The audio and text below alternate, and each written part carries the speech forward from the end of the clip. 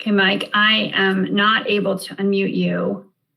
So maybe you're trying to call in by phone.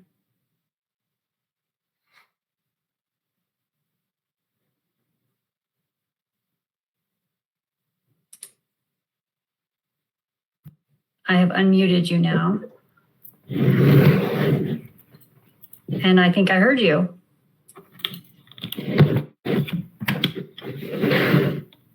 Mike, you might want to mute your device unless you're ready to start. Can you hear me? Yes, I can. Okay. And we are live streaming now. I think I still have a few more people coming in. Yeah, I tried to use the phone and it came through. I couldn't unmute it. It just came through as listen only. So okay. I'm now back on the computer audio. That's why I was concerned about whether you could hear me or not.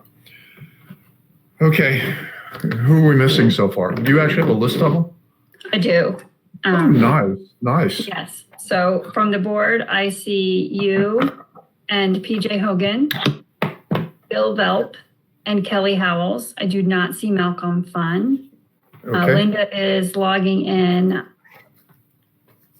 And from SBE staff, I see, I think everybody who's going to be here on.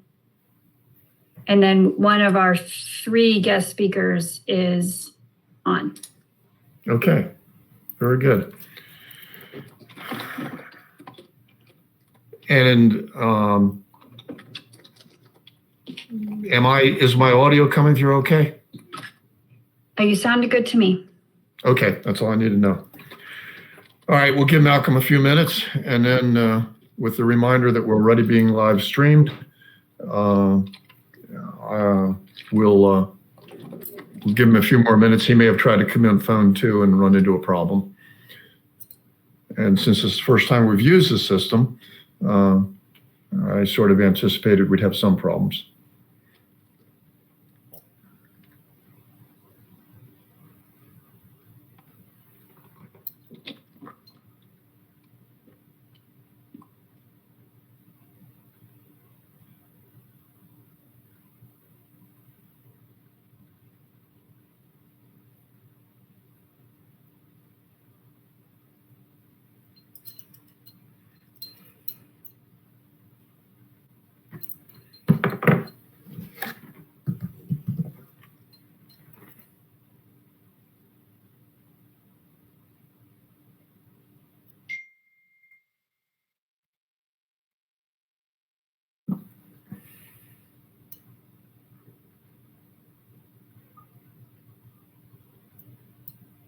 Malcolm, can you hear me? Yes, I can. Can you hear me? Yes, I can. Thank you. So okay. Mike is a full board. Okay. Thank you very much. So Malcolm, I've unmuted you from the sort of the dashboard, so you can mute and unmute yourself on your device. Okay.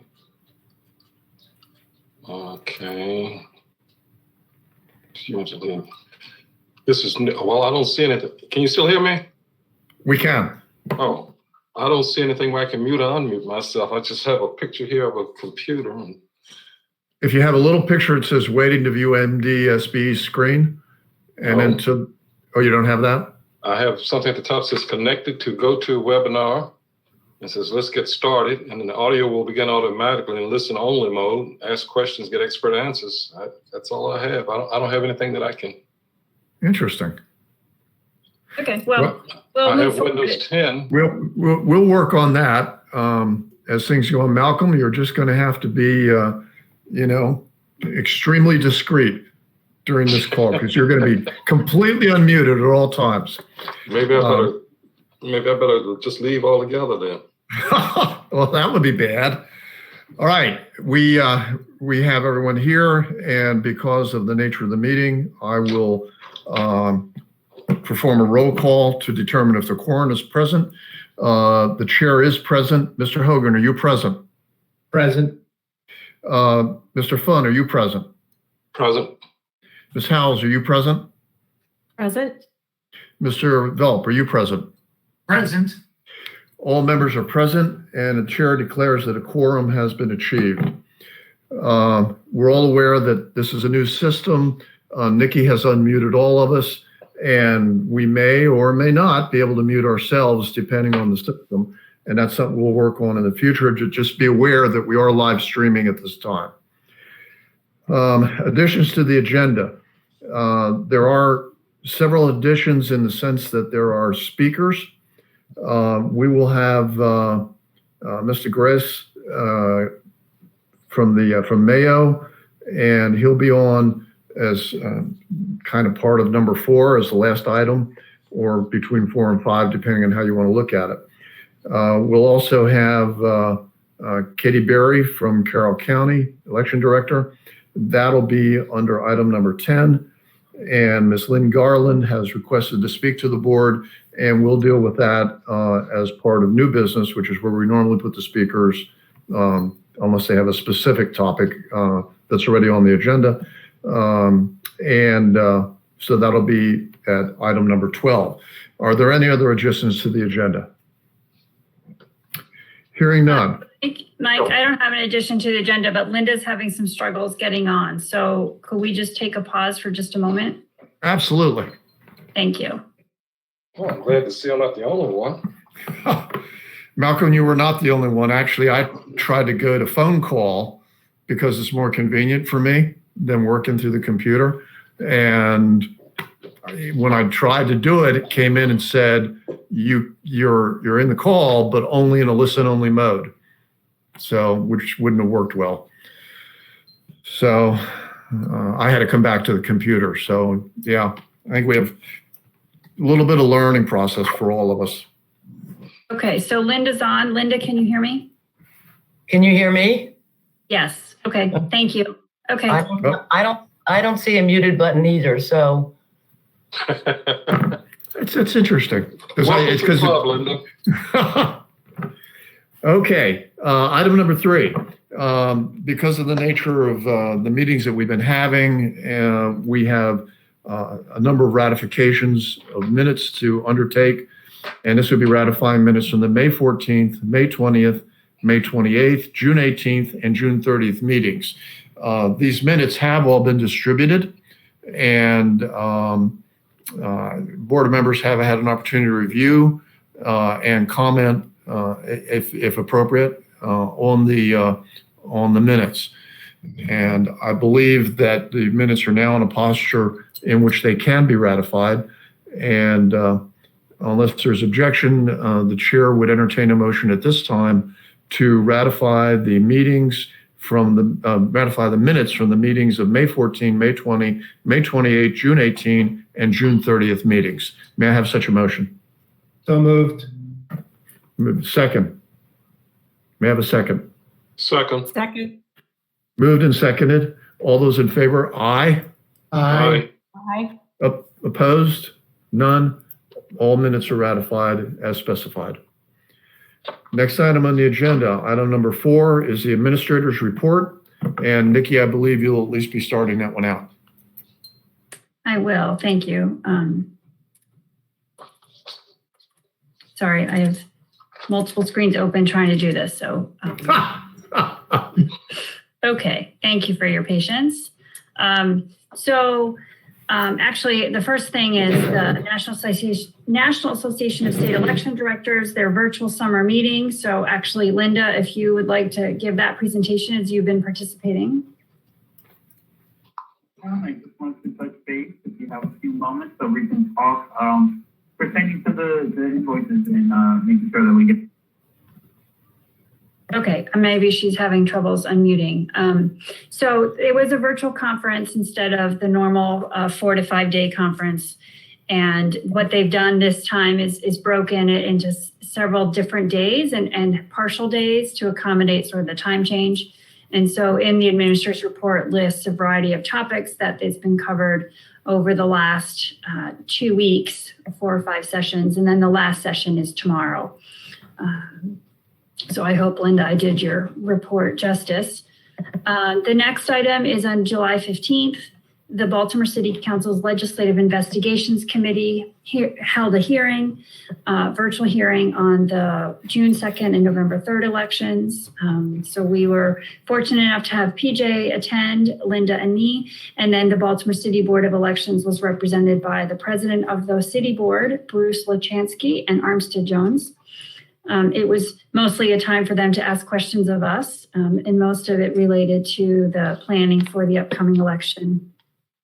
The committee did indicate that they were planning another hearing in the fall, and so we expect an invitation. PJ or Linda, if there's anything else you'd like to add, happy to pause here for any other comments. I have no additions. Okay. Just 2 days ago, I was invited to participate in a virtual town hall for the National Active and Retired Employees Association, their 4th congressional district delegation. I guess this group is organized by congressional delegation. And they had a virtual town hall to get a briefing on COVID-19 and the upcoming election. Congressman Brown kicked off the election panel with his thoughts about the November election and what Congress is doing. And then Alicia Alexander, the election director for Prince George's County, and I shared our experiences from the primary election and what's in place and how planning is going for the November election. The moderator did offer to help in any way. And so Alicia and I both took him up on that and asked for members to sign up to be election judges if they're able to. Nikki, Yes. I believe that's the National Active and Retired Federal Employees Association, if I'm not mistaken. You're right. Yes, you're right. Thank you. Right. There should be a federal in there. So when we do the minutes, we'll correct it there, but you're right. It's federal employees. Thank you. We are meeting weekly with the election directors. So you've received some summaries. You're going to be getting lots more as, again, we're meeting weekly and we'll continue to do that for the foreseeable future. There is an election advocacy organizations working group that includes some of the listed organizations, the League of Women Voters, Common Cause, the ACLU, the Baltimore City chapter, the NAACP. They've created a working group and they have invited both me and someone from the governor's office to attend these meetings just to share information and receive feedback. So we've had maybe 2 meetings, I think, 2 or 3. And with that, then I will turn it over to Tracy and then Aaron. Hello, thanks, Nikki. Can everybody hear me? Yes. We can hear you. Okay, perfect. So as I've talked about in previous administrators' reports, that after each primary election, we perform a comprehensive audit and an automated ballot tabulation audit, which we use the company ClearBallot for. Work continues on the comprehensive audit for the primary election. Staff is collecting and reviewing various documentation from local boards to complete these auditing tasks. The automated audit of ballot images from the primary election is complete.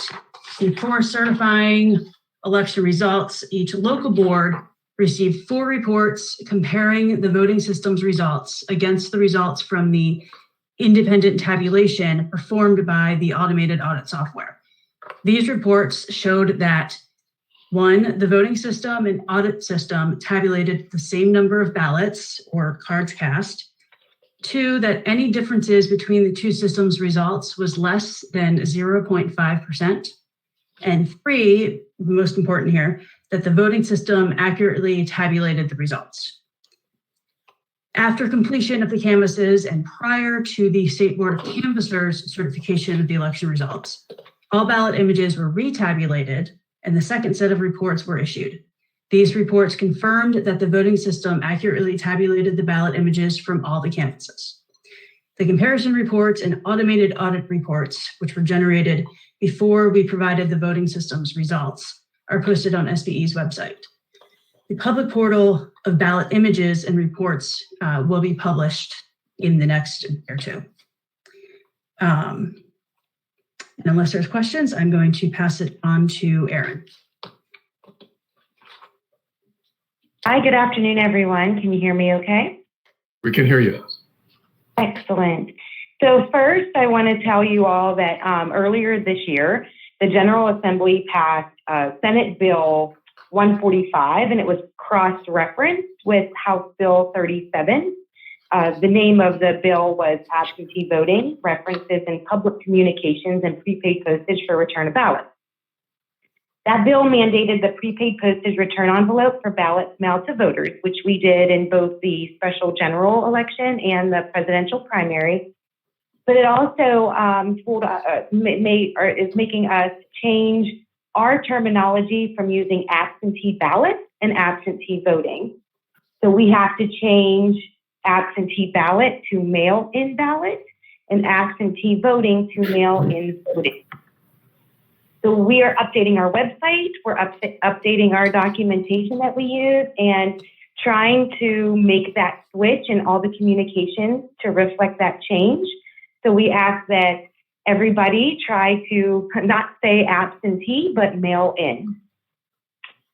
So the next thing on the report is the mail-in ballot application mailer. An existing contract with the Department of General Services is being modified to include the mailing of a mail-in ballot application to eligible voters who have not requested a mail-in ballot yet. Catherine Summers from the University of Baltimore is assisting us with revising the application to increase its clarity and usability for all voters. The mailing is expected to be sent to eligible voters mid to late August. Courtney is. Oh, sorry to interrupt. When the chairman was asking if we had any new business, I wasn't able to unmute myself. By design, I'm sure, Mr. Chairman.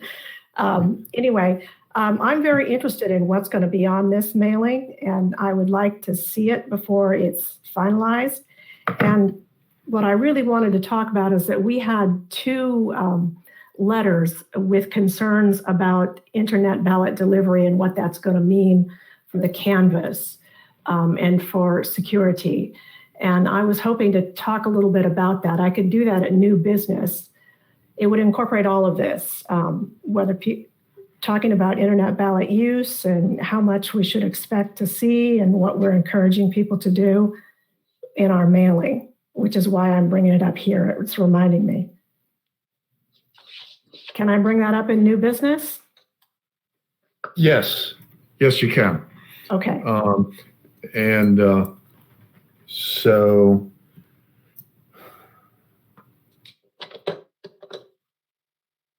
I'll just refer to that. Okay, we'll address that in new business. All right, thank you.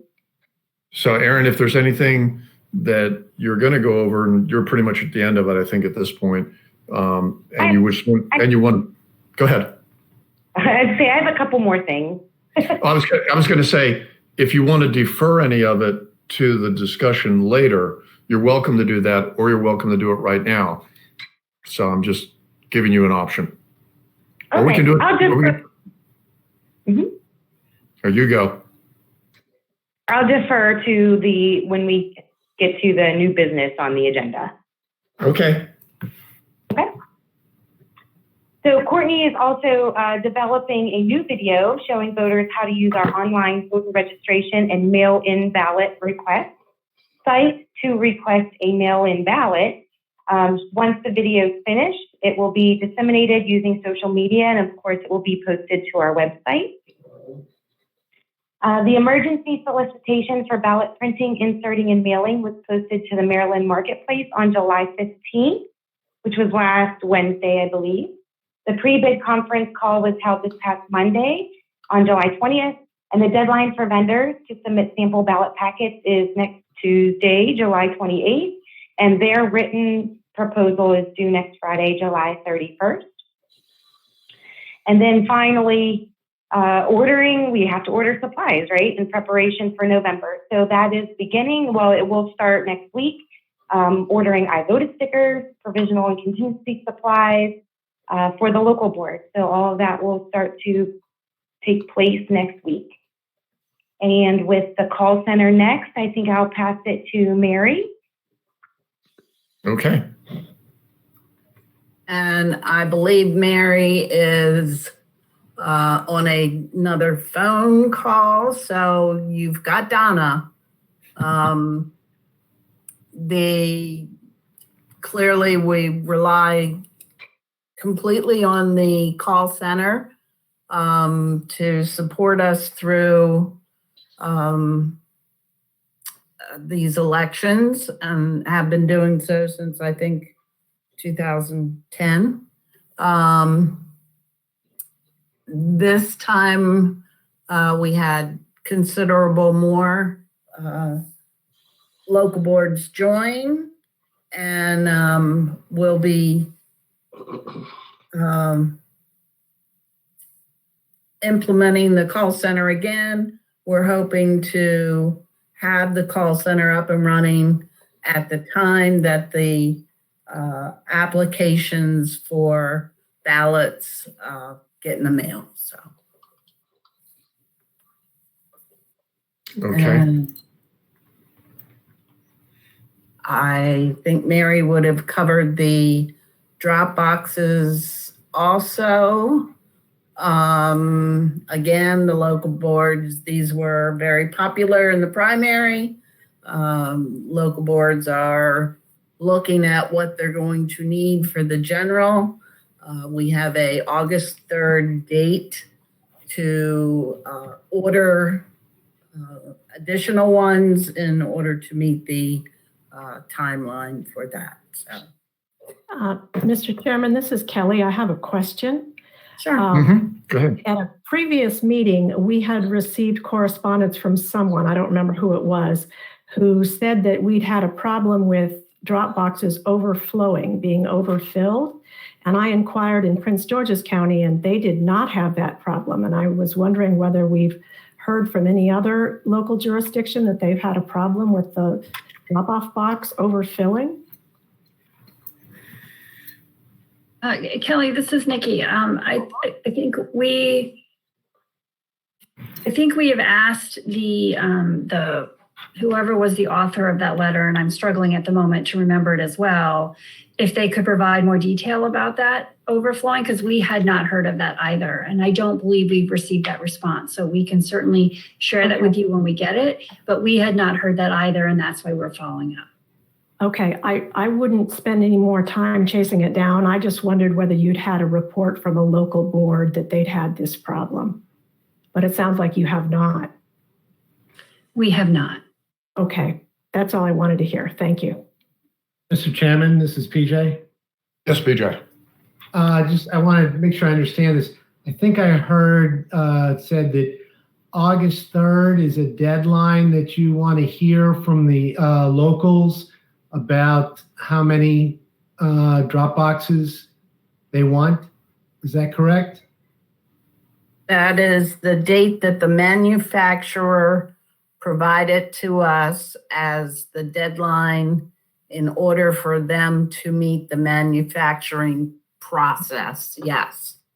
Okay, so that's August 3rd is when you've got to tell the manufacturer how many boxes you need.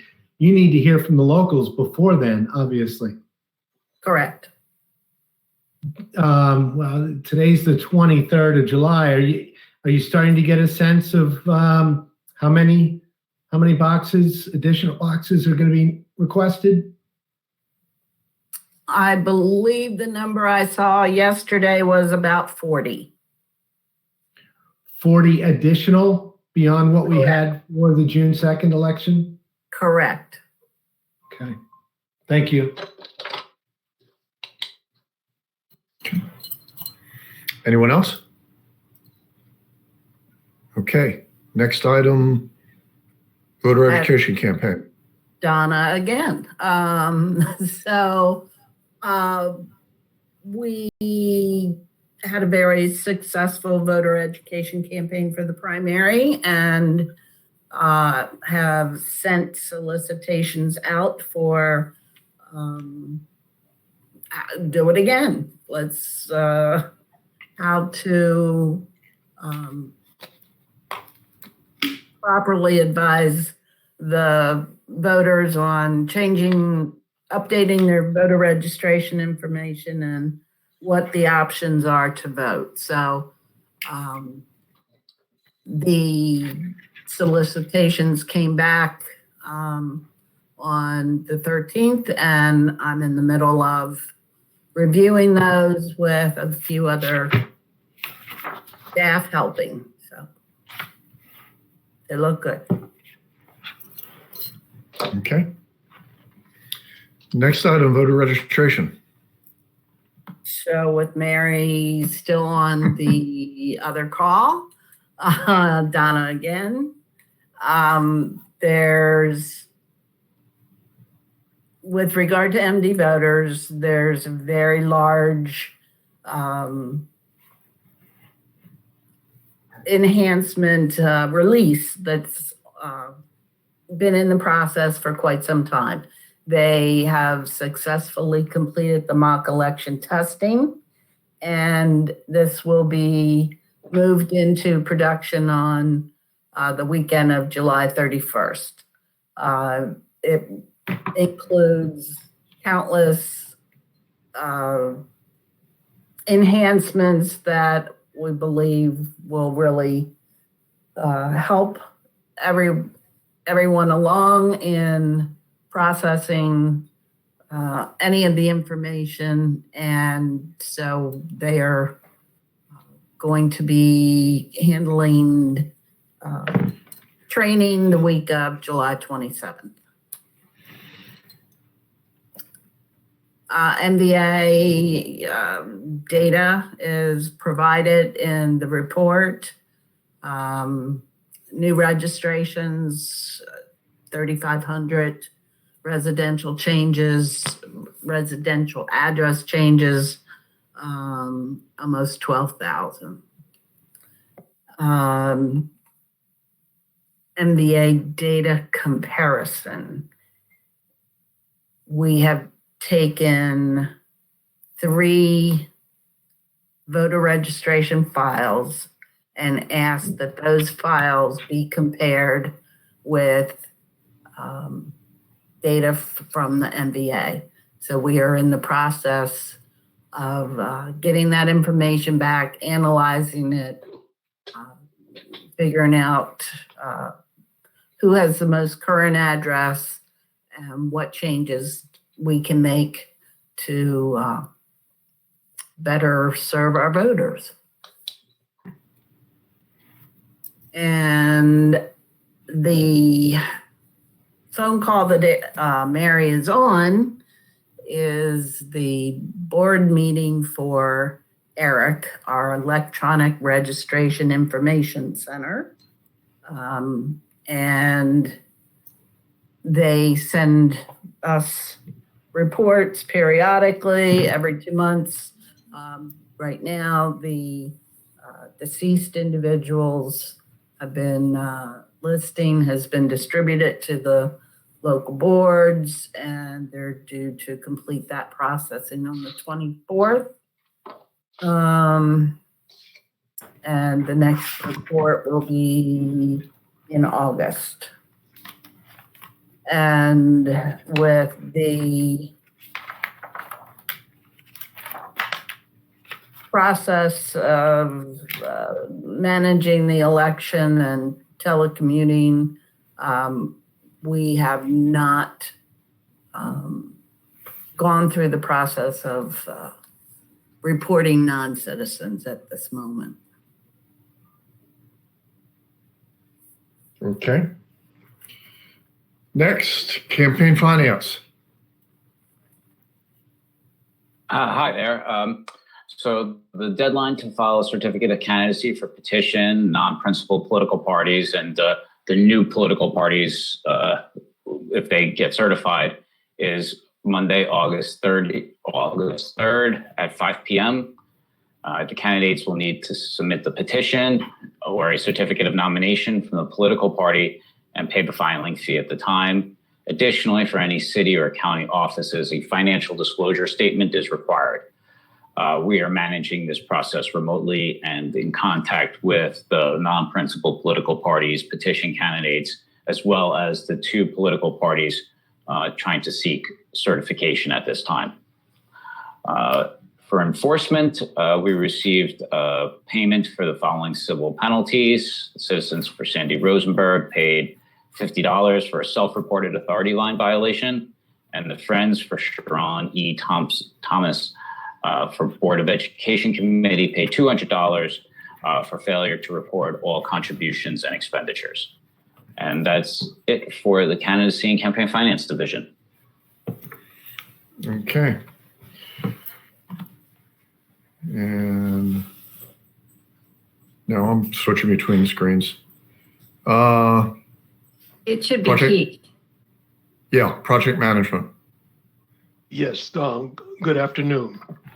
The inventory management at this time, 95.65% of the equipment and supplies have been audited for FY 2020. The PMO continues to reconcile the inventory not audited in preparation for the submission of the annual reports to the Department of General Services in August and in September.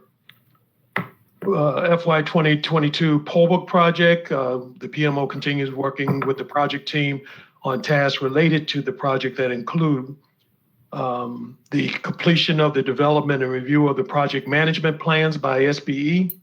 The plans were submitted to the Department of Information Technology for their review. We continued developing and reviewing requirements for the poll book solution.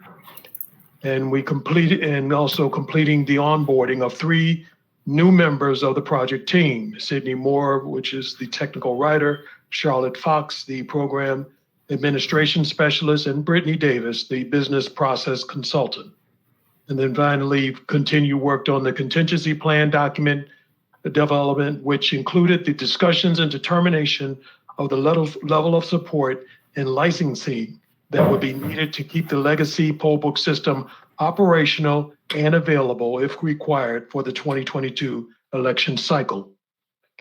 And one other item to bring to your attention, the PMO is coordinating the ordering and procurement of the additional privacy sleeves and precinct voting booths for the 2020 general election. Thank you. Okay. Thank you, Keith. And information technology. Thank you. Just wanted to give you an update on our data center transition. So last year, SBE signed a contract with Koniag to set up and manage 2 new data centers. Primary data center, which is the Voter Registration Operations Center, which we call the VROC, located here in Maryland. The secondary center is the Continuity of Operations Center, or COOP, and that's located in Texas. The COOP will allow us to do failover and fail back in the case of a catastrophic event, which we hope does not happen, but that's what that's designed for. Most of our systems, major systems, will be hosted at these data centers, including MD Voters, the online voter services, and the election night results. So I'm happy to report final preparations have been made. We're ready, and we're going to conduct the cutover to the new center this weekend. So come Monday, we should be sitting in a new primary data center with all of our major systems with a fully operational COOP. So I did want to give some kudos on this. The project began in January and has been managed and implemented by our MD Voters team under the guidance of Nakia. So she did a great job. For those of you who are not aware, the technical hurdles involved in designing, implementing, and testing not 1, but 2 new data centers, full failover, failback capability on a 6-month schedule. It's a tough job. It's a tough job, and it's very intricate and needs to be well planned. And that definitely happened. To add to that, it was conducted during a year with multiple election events, which were moved and changed. Pandemic, where we all had to work remotely. Redesigning how elections were conducted in Maryland at the same time. Most of the team that was doing this new data center transition was also involved in redesigning, the technical part of the elections. So again, kudos to Nakia. She did a great job. Her entire team did a great job under very difficult conditions, but everything is looking good. So once validated and completed, this new setup will enable SBE to fail over to a COOP in the event of an emergency with very little disruption. That has already been tested and it worked great. And again, Nakia and her team have done an amazing job. This is Mike, just a couple of questions. Define failover. So if we would lose, for instance, I mean, there are many cases, many ways to fail, but say we lose power or of some sort and we lose internet connection at the primary center, we can fail over and have the local boards, almost immediately point to the hot secondary center in Texas so that operations can continue. And define fail back. Fail back is the exact opposite. So once the primary system would come back up and be operational again, you would want to fail back to the primary center. And that also has been tested and that works as well. Okay, very good. One more question. In a real general sense and briefly, what are we looking to as far as 5G coming in? So I will unmute Art, our Chief Information Security Officer, to provide. Sounds good. About that. Okay. Hi, can you all hear me? We can hear you. Oh, great. So the question was what are we looking at in terms of 5G? Yeah, just briefly. I'm sure we'll go into it in more detail over time, but I just wanted to give the board just a general sense. Okay. Well, 5G is a physical overhaul of our essential cellular networks that will have decades-long impact. And this is not, I'm not just speaking about the board, I'm talking about nationally in our entire IT and telecommunications infrastructure. In Baltimore, there have been some small pilots of 5G technology. It's a very different technology that adds a considerable amount of security, but also introduces new security risks. So we have been working with the Maryland Cybersecurity Council, and through that, former FCC Chairman Tom Wheeler, in looking at all of the security implications of that and how we might be using that or why we might not be using that in elections 2 and 4 years from now. Okay.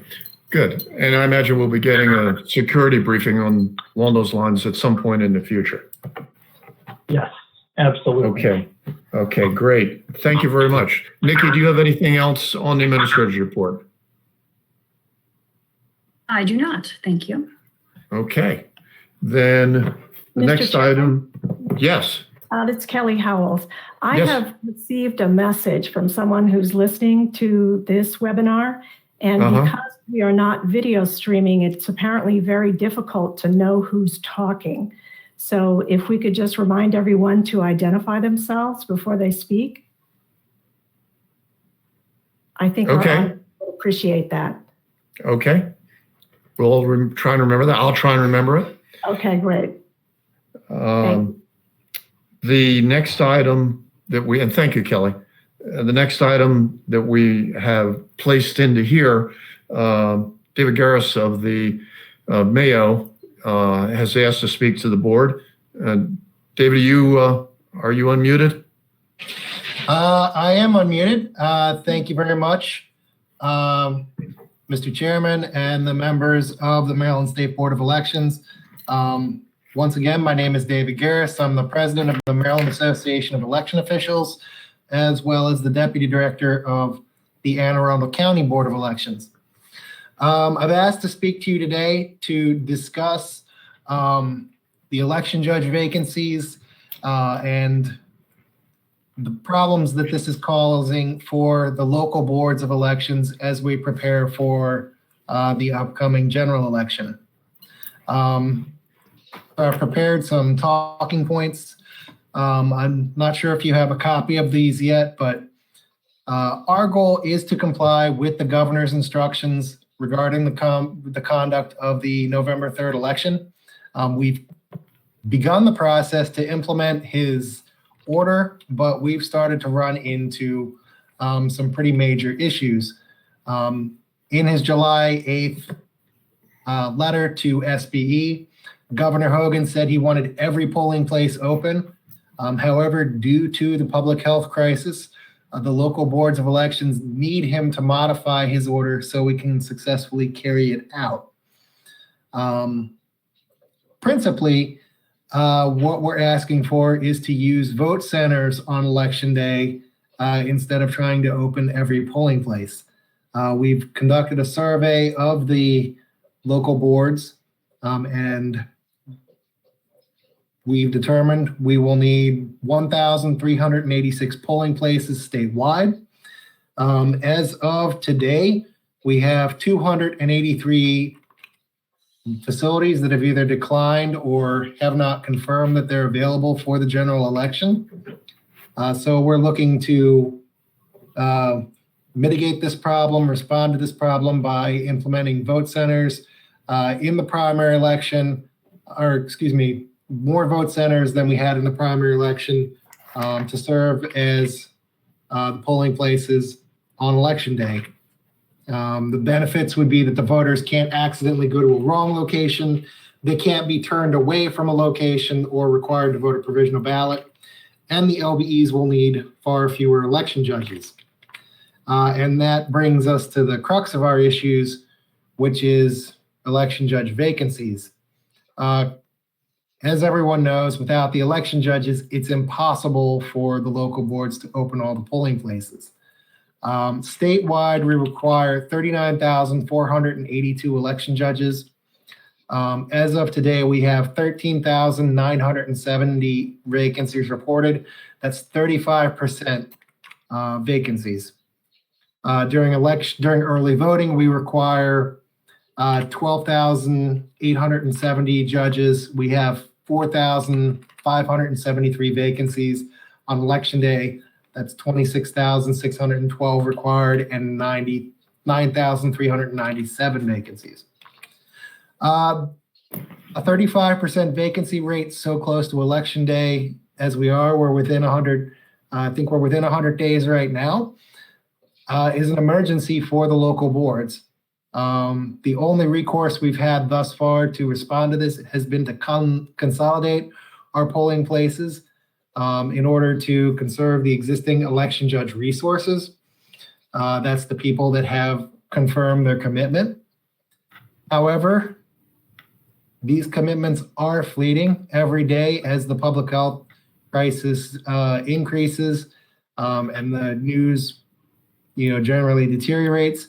More of our election judges are dropping out. The people that initially confirmed they would work are saying they cannot or will not do it because they won't put their health at risk or the health of their families. Our election judges tend to be folks that are older.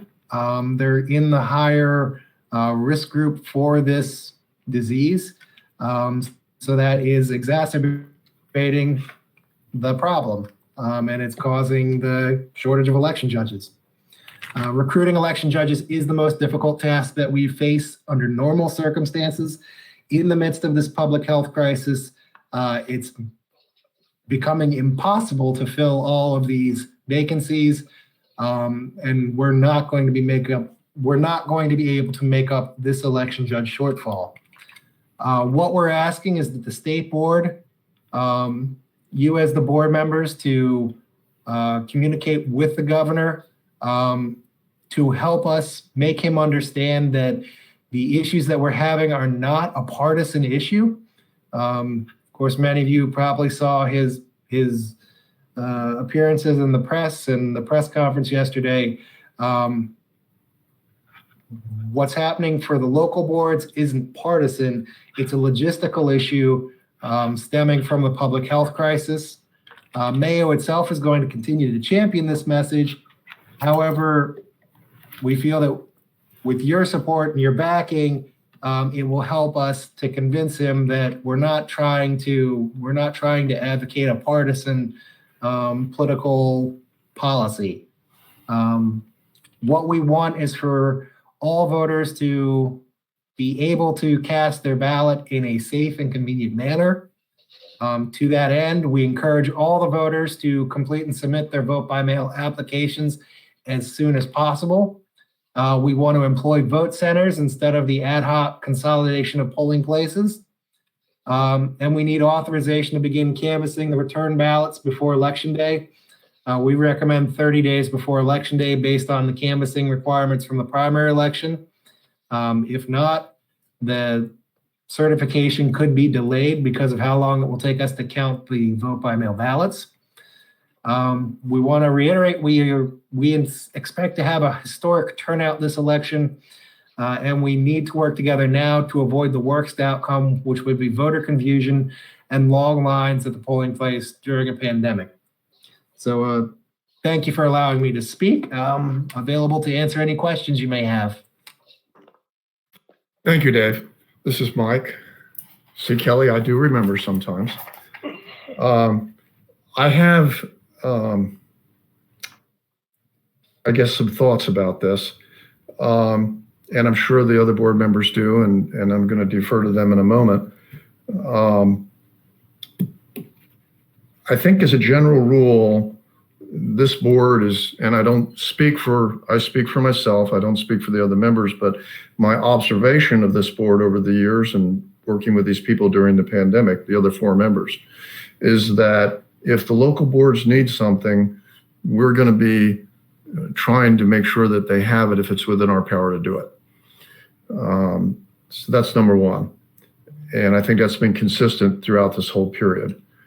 I would note that the state board has requested numbers of what they have and what they need as to each county, as to sites, election day, and early voting. And I believe that the local boards have not been consistent in sending that material to the state board in a timely fashion. And I think your influence and encouragement, Dave, on that matter would be helpful to us being able to address issues as we see trends and as we see issues occurring, not only because the election directors are bringing them up to us, but also because we're looking at the data ourselves and seeing issues that arise.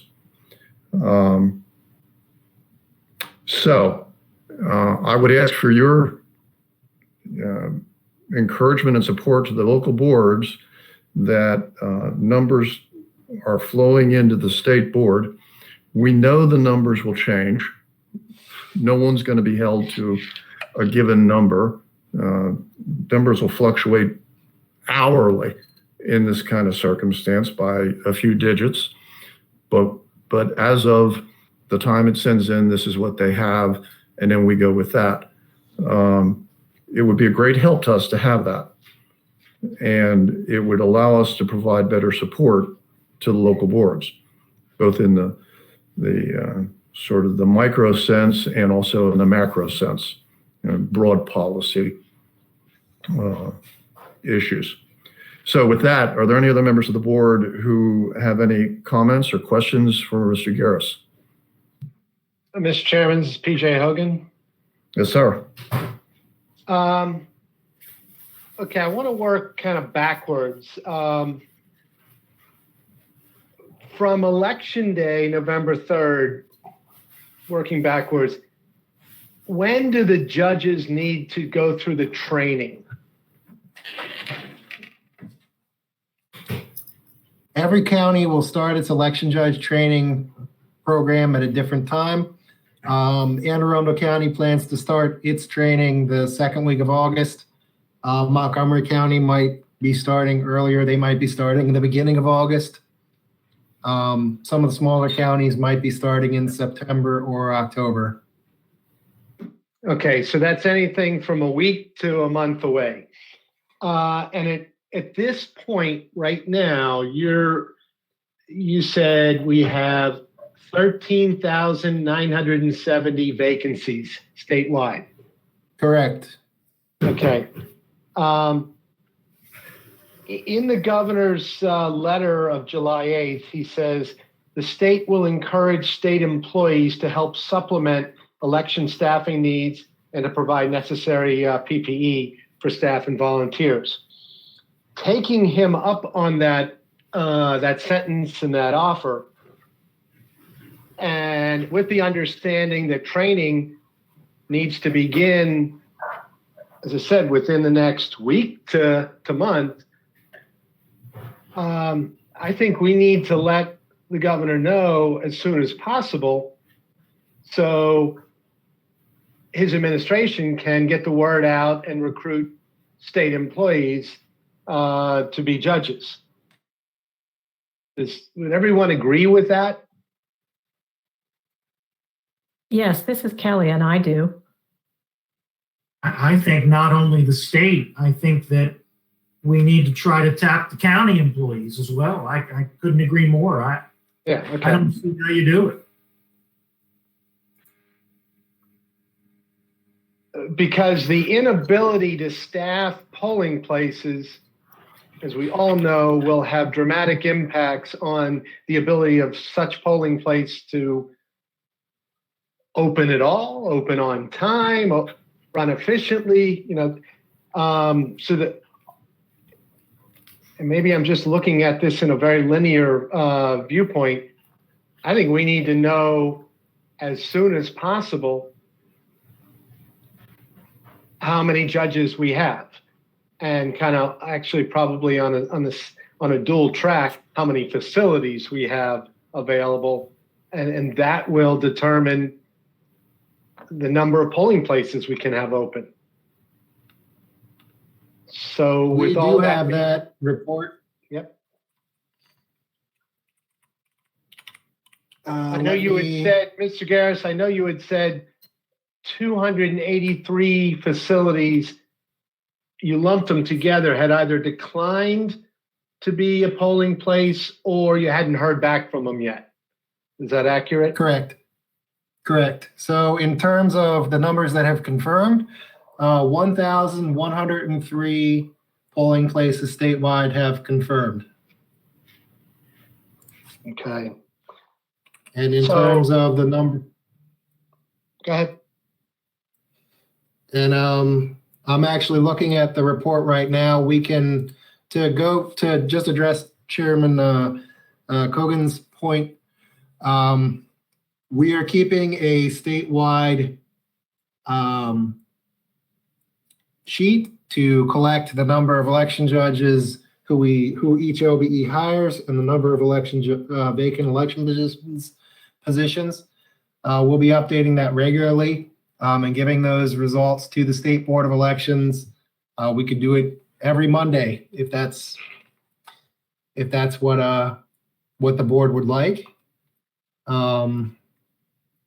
So we can certainly give that information to the board regularly.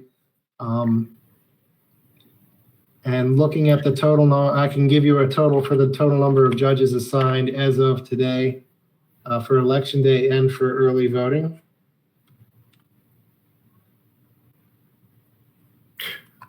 This is Mike. Dave, I would like to take you up on your comment. I would like the state board to receive data by county with the categories set out: early voting, election day, and sites. How many judges on the first two, how many sites we have, how many we need, and how many we have as of that, whatever date it is that's compiled on a Friday or whatever, and have that come in every Monday for the foreseeable future. We can do that. And that's what we need. I guess the second item is that if we're looking at consolidations, that's something that I know that at the state level has been contemplated. I know that it probably came up in the election directors meeting today. I wouldn't be surprised. So those are the sorts of things that we want to know. And we want to be able to support all the local boards in their needs. And with all of the authority that we have and all the authority that we can manage to scrape together. So, this is a joint effort. You know it. I know you do, and I know it. And I believe all of the people that we work with know it. So we're going to get this thing done. You're correct that time is always our enemy in the elections field. There are inexorable deadlines that approach. And we're going to work this thing. So, I apologize if I've interrupted, Dave, I apologize if I interrupted any of your further comments, but I wanted to make a note about that particular item there. If you have anything else, please go ahead. Sure. Just to answer, I think PJ, I was speaking to you. To answer your question, we have 17,215 election judges for election day and 8,297 for early voting. Okay, thank you. Maybe this is Bill Velt. If I could, and I'm gonna ask Andrea maybe to comment on this, but I obviously, we are concerned about not only available locations but available judges. That was a concern this whole time. We all expressed that. I believe, and I'd like Andrea to correct me or show me, maybe look it up in the law. I believe that there is already existing law that allows the state board to consolidate voting facilities, precincts, based on an emergency that may exist between a primary and a general election. And so if you could find that, Andrea, and then comment on what would constitute an emergency. Would it be an emergency because we're in an emergent pandemic situation if we can't find enough judges? Would that be an emergency? I know it's been applied before, I believe by precedent, when there's a fire at a precinct and they couldn't find another one, so they had to consolidate. What room do we have to use that already existing law? Hi, Bill. This is Andrea Trento from the AG's office. You're right that there are pretty broad, there's a procedure for establishing polling places and drawing precinct boundaries. And there's timing associated with that in the COMO. But then Andrea, your audio sounds very faint. Are you able to get closer to the microphone? Yeah, sorry, I hadn't put down the mic on my headset. Is that better? It is. Yeah, okay, great. Yeah. So I was saying, Bill, I apologize that there's a general timing process set forth in the COMAR. But there are provisions that allow for changes in the event of emergencies. Now, you mentioned that the state board can do this. I think it actually happens at the local board level, but I can confirm that with then notice provided to the state board that allow for consolidations, that allow for changes in polling places, should emergencies arise. Emergency is when I looked at these provisions last, emergency as it's used when discussing that kind of broad authority isn't defined. So I think I think we are in a situation where my view would be that is well encompassed by the concept of emergency as it's used in the COMAR with regard to changing and consolidating precincts. So I don't know if that answers your question. I can look more in detail to it and provide something a little more specific, but I don't have the provisions directly in front of me right now. Yeah. Yeah, and maybe that's something we should look at, as you know, because if there's not a change made in any way at the governor's office in direction, we may be, you know, the counties, the state board may not have other options other than to use this option to try to open as many as possible in the spirit of the governor's order, but with what is possible based on the emergency. If that makes sense. I don't know how any of my other board members feel about that, but that was something I was looking at. One thing I'll caution, Bill, is this is with regard to changing polling places and consolidating precincts. I think if you had in mind going the route of converting to vote centers, consolidating and creating essentially de facto vote centers, I think that becomes more problematic, because I think you would still, when you consolidate precincts or change polling places, the voter still needs to go to their assigned polling place. The concept of a vote center is different, as you know. It's the voter can go to any vote center in the county and not vote a provisional ballot at that point. So they're slightly different, not slightly, but there are different processes and there is different authority associated with each. Well, as an example, what would one do with, let's say Anne Arundel County, with which I'm familiar. Normally, I think they use, and David would know the number, but around 2,700 judges. The last I heard, they were 1,200 judges short. And if and the other wild card is how many facilities are going to say you just can't use our facility now because we're a private facility and you can't use us. And then we have the other wild card that the governor is going to need to force the schools to open, the public buildings to open, because many of them are closed. So they'll need to open. And then what if you physically can't staff 30% of the precincts? What do you do? This is Mike. Bill, I think that your question is rhetorical, but it's not Andrea that's going to be answering that. It's going to be the five of us with Andrea and Linda's, advice and counsel as to where we go on this thing.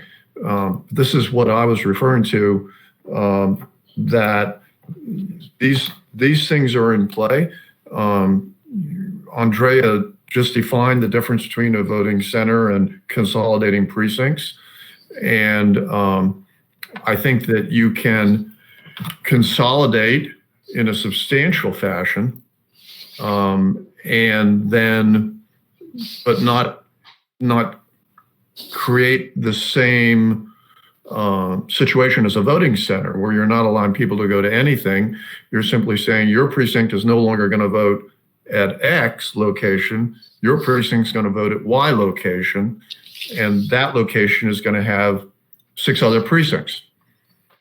So it's still its own precinct, but it's been physically moved in terms of where you walk in the door to another location. And I think that's what Andrea was saying, as opposed to when we use the term voting center, we're using something that's sort of it's not truly a term of art, but it's been defined out as having certain capabilities or authorities.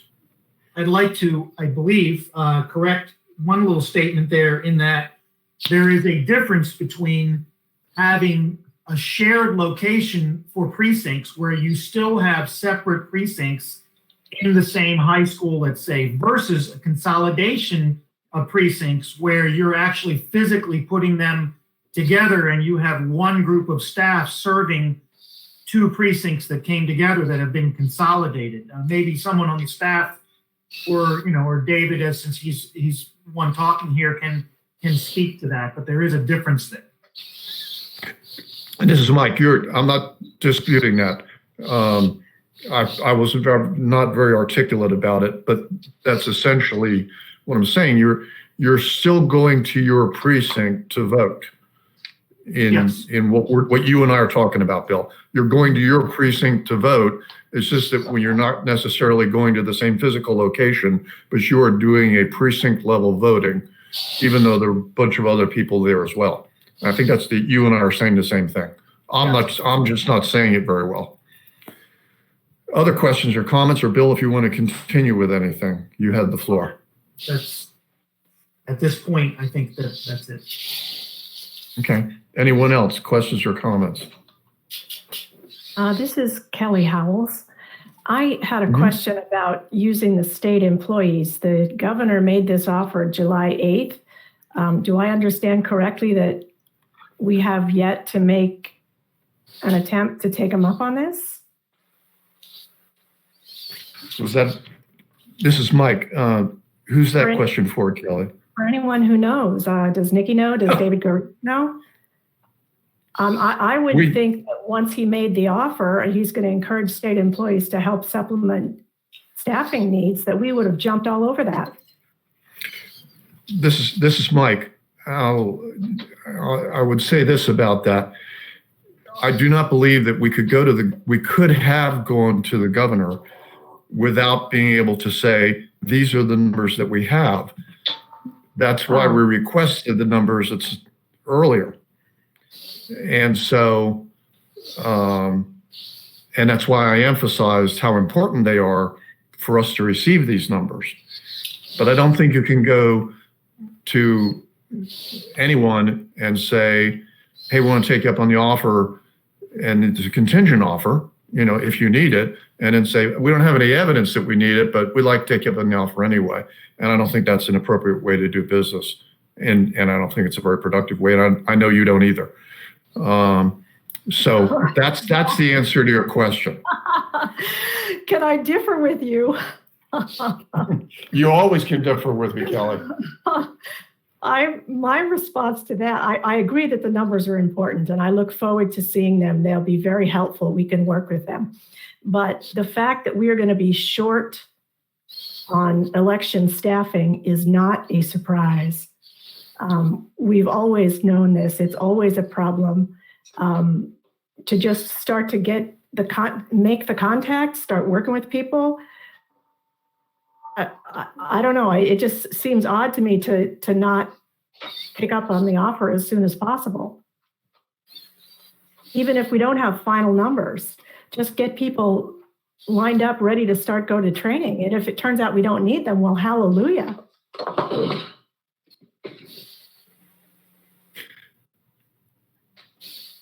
And I understand your point.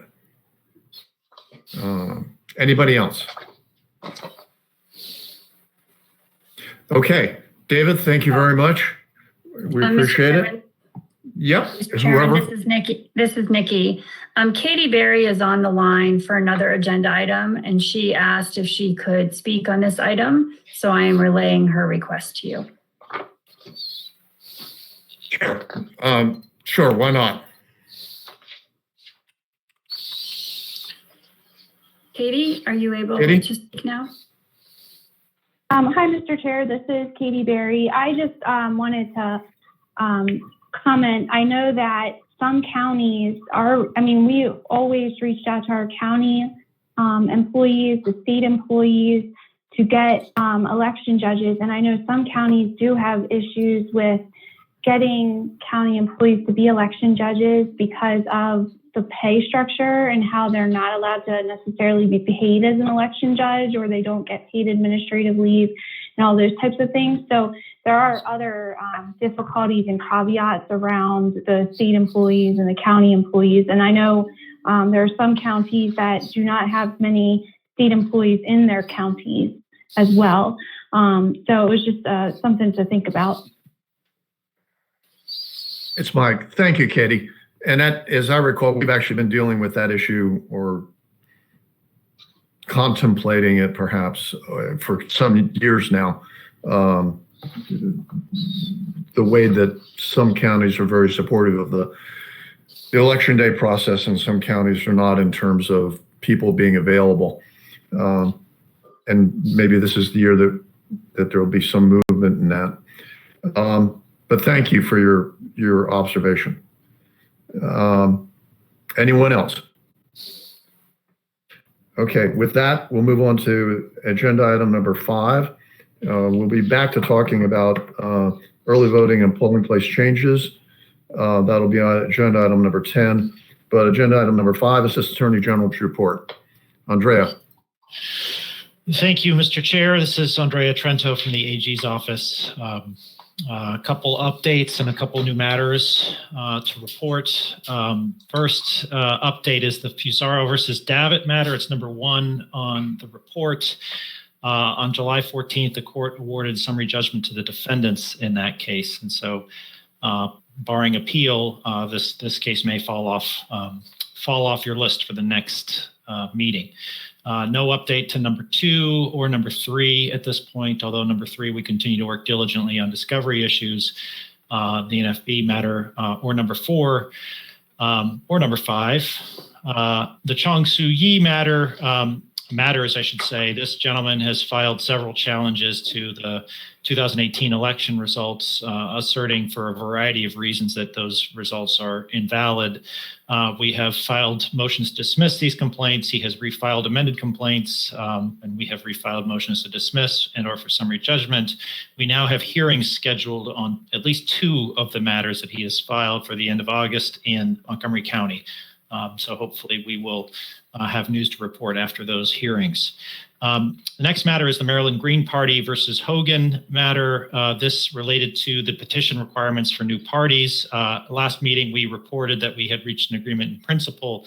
That agreement was reduced to a consent judgment that was entered by the court on June 19th, reducing by 50% the signature threshold for new parties to file petitions to obtain recognition. And as Jared mentioned, the deadline for that is August 3rd. Next, we have 2 matters brought by a committee in support of a charter amendment petition in Baltimore City.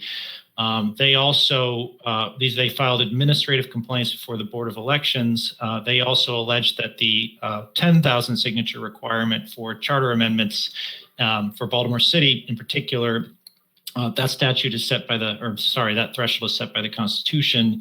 They alleged that that was unconstitutional as applied to Baltimore City petitions, and that the electronic signatures authorized by the board had a negative or had a disparate impact upon Baltimore City residents, at least 40% of whom, according to their complaint, don't have access to internet and other services that would allow them to complete those petitions.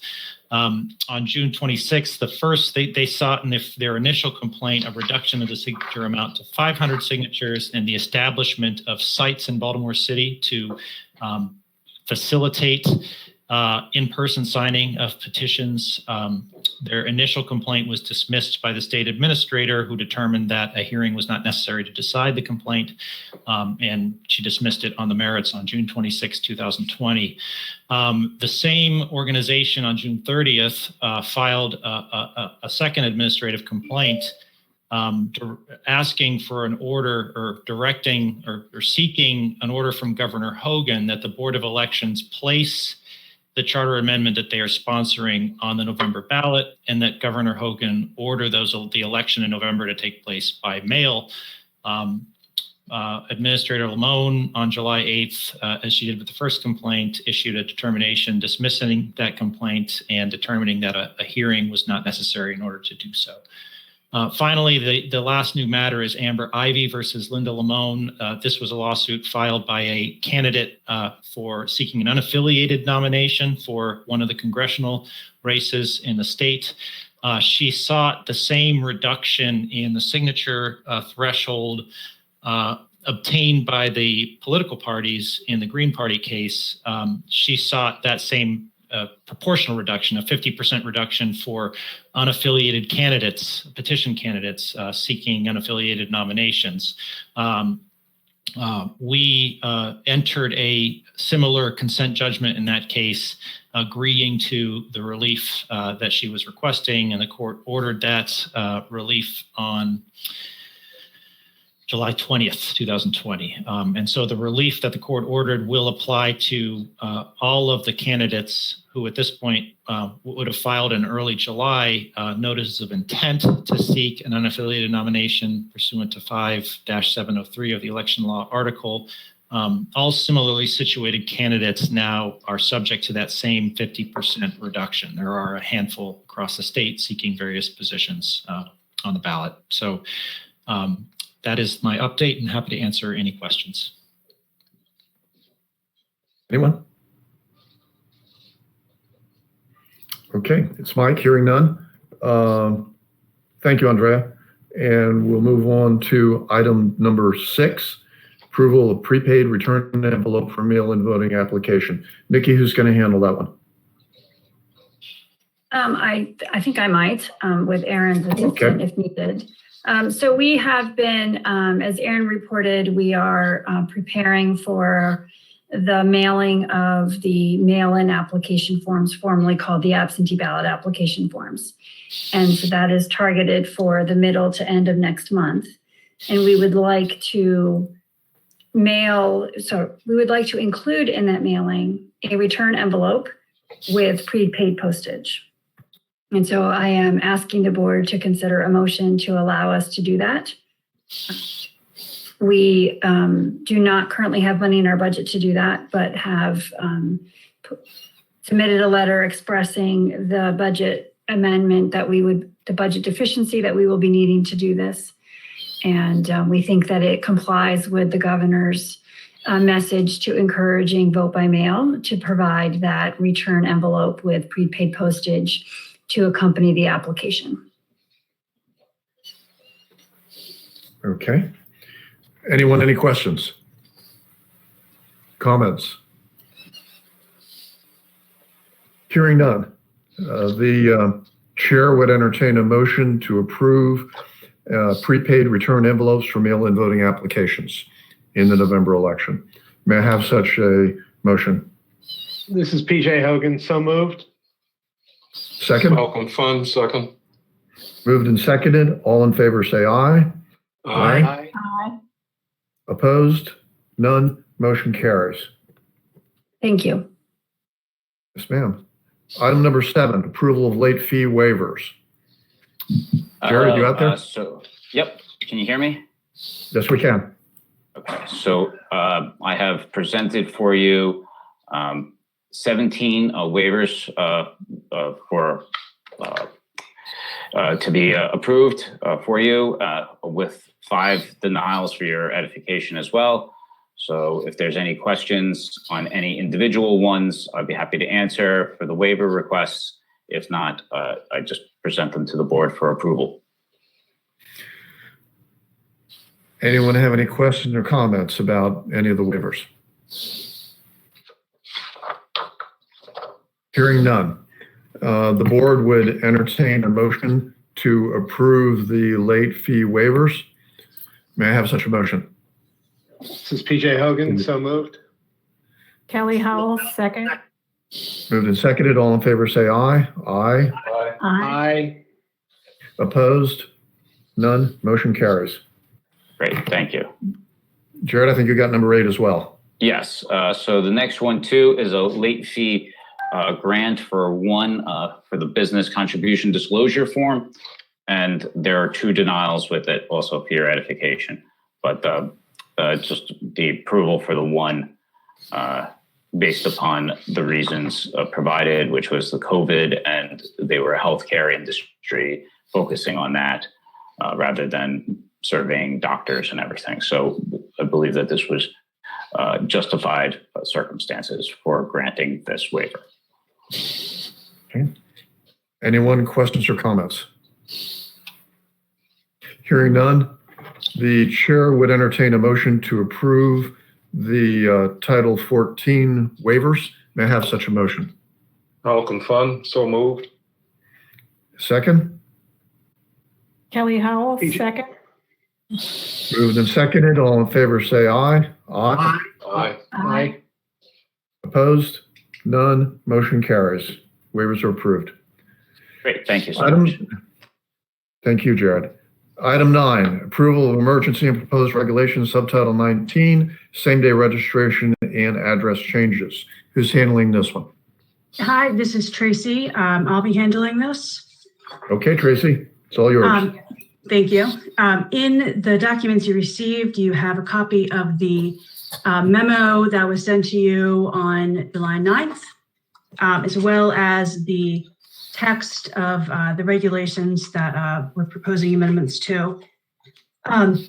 This is subtitle 19, 2.01A. And very simply, this amendment changes the requirement for the pre-election mailing to each qualified voter. And specifically, this is the same-day registration postcard to be sent after the close of voter registration, but before Election Day. Currently, the regulations call for this to be sent before voter registration ends, which is 3 weeks before Election Day. Moving the timeframe of the mailing after the close of voter registration will allow the information about same-day registration to be fresh in the minds of the pre-qualified voters. So if you are looking at the text in 3319.2.1A, we have removed before and substituted after the close of registration for each election, and then added in, but prior to Election Day, the state administrator shall send a pre-election mailing to each qualified voter, ... and the rest does not change. Are there questions?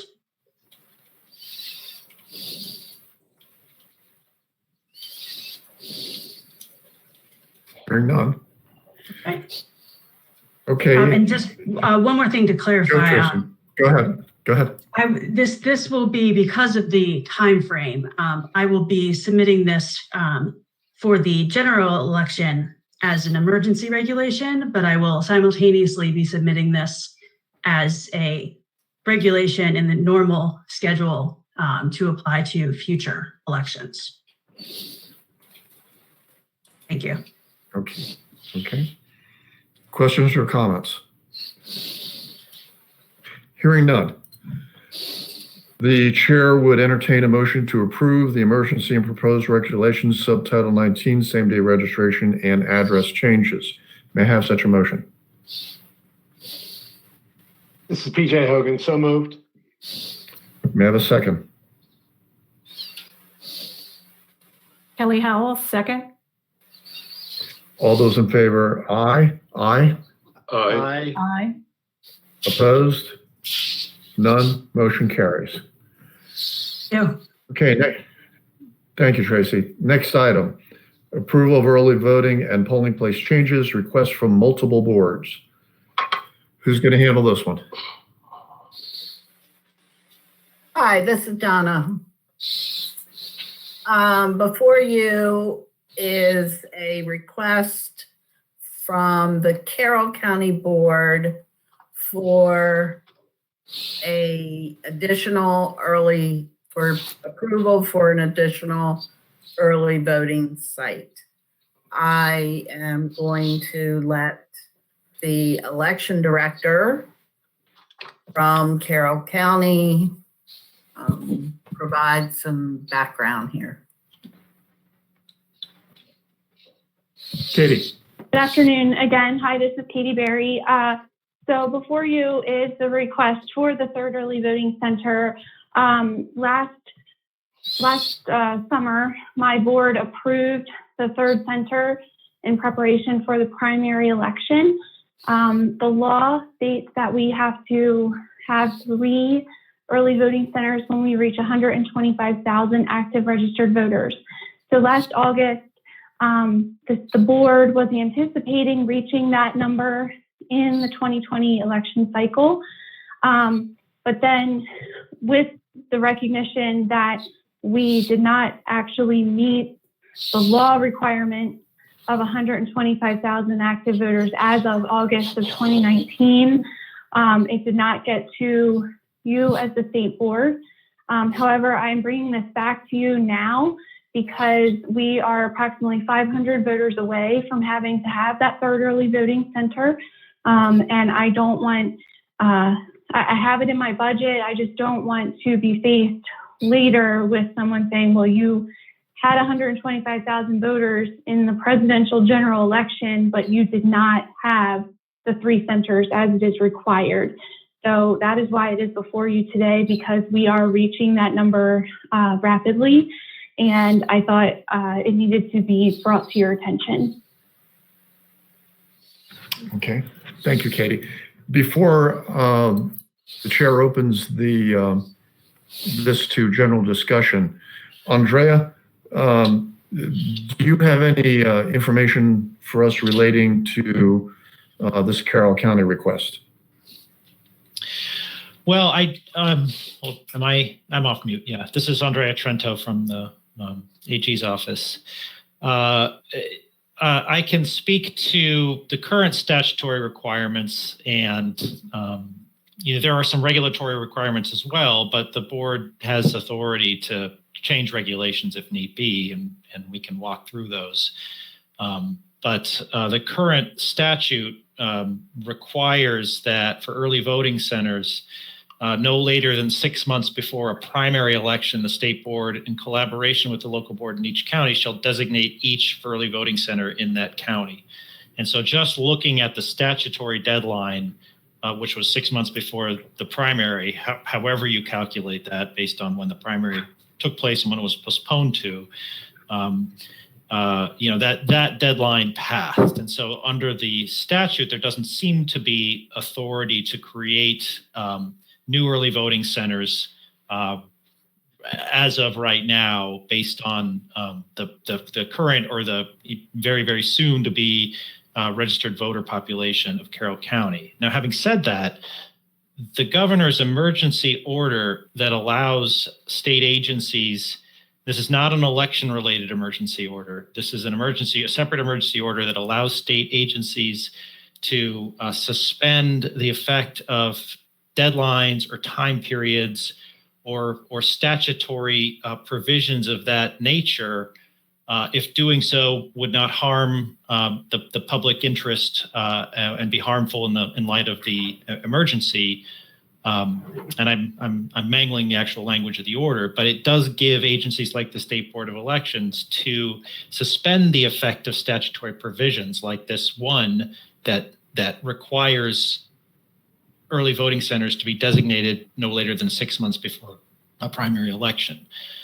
If the board were to exercise its authority to do that, that would effectively mean that statute, for purposes of, not just this issue, but in general, that statute, after the board exercises that authority and until the state of emergency expires, that statute falls out of the code.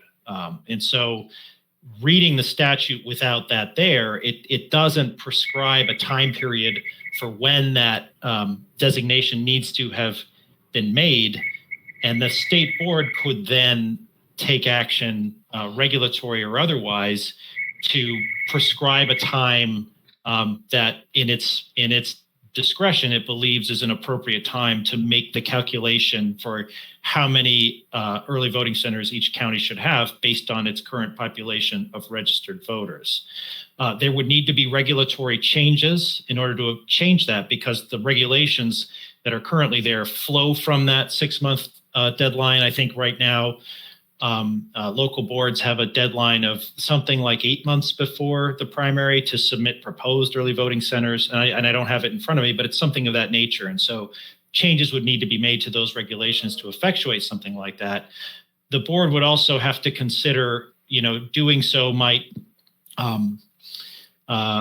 if it changes the date by which calculations are made as to how many early voting centers each jurisdiction should have, then other counties may find themselves in a position of whether by virtue of having added registered voters from when the calculation was made as of 2019 or lost registered voters based on when that calculation was made, those counties would also be required under the statute to potentially alter the number of early voting centers in those counties. It could be that no other county is affected by this in the way that Carroll County is, and so it would be a moot point. But it would be a byproduct of the board's action to try to facilitate 2 additional early voting centers in Carroll County for the reasons that Ms. Berry articulated. So that was a mouthful. I'm happy to sort of have further discussion about that, but I don't know, Mike, if that is enough for your purposes to have a discussion now. Thank you, Andre. I think it is. And I'll throw this out and before I open for discussion, I think we would end up doing this because we would have to be changing a number of items that we're not prepared to change today. But what I think we may want to consider as a board is to give Carroll County a sense of what the board will do. We will vote on that sense of it, assuming that we're going to want to provide this, and then direct the administrator to prepare to set out for us in our next meeting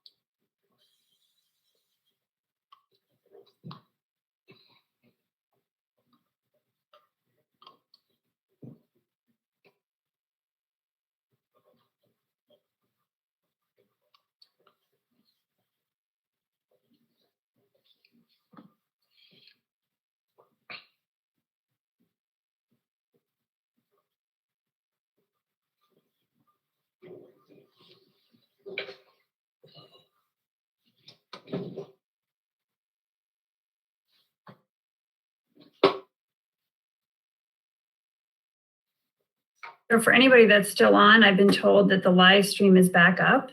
We recessed the meeting for 10 minutes to resolve the issue. So we intend to return at about 3:43.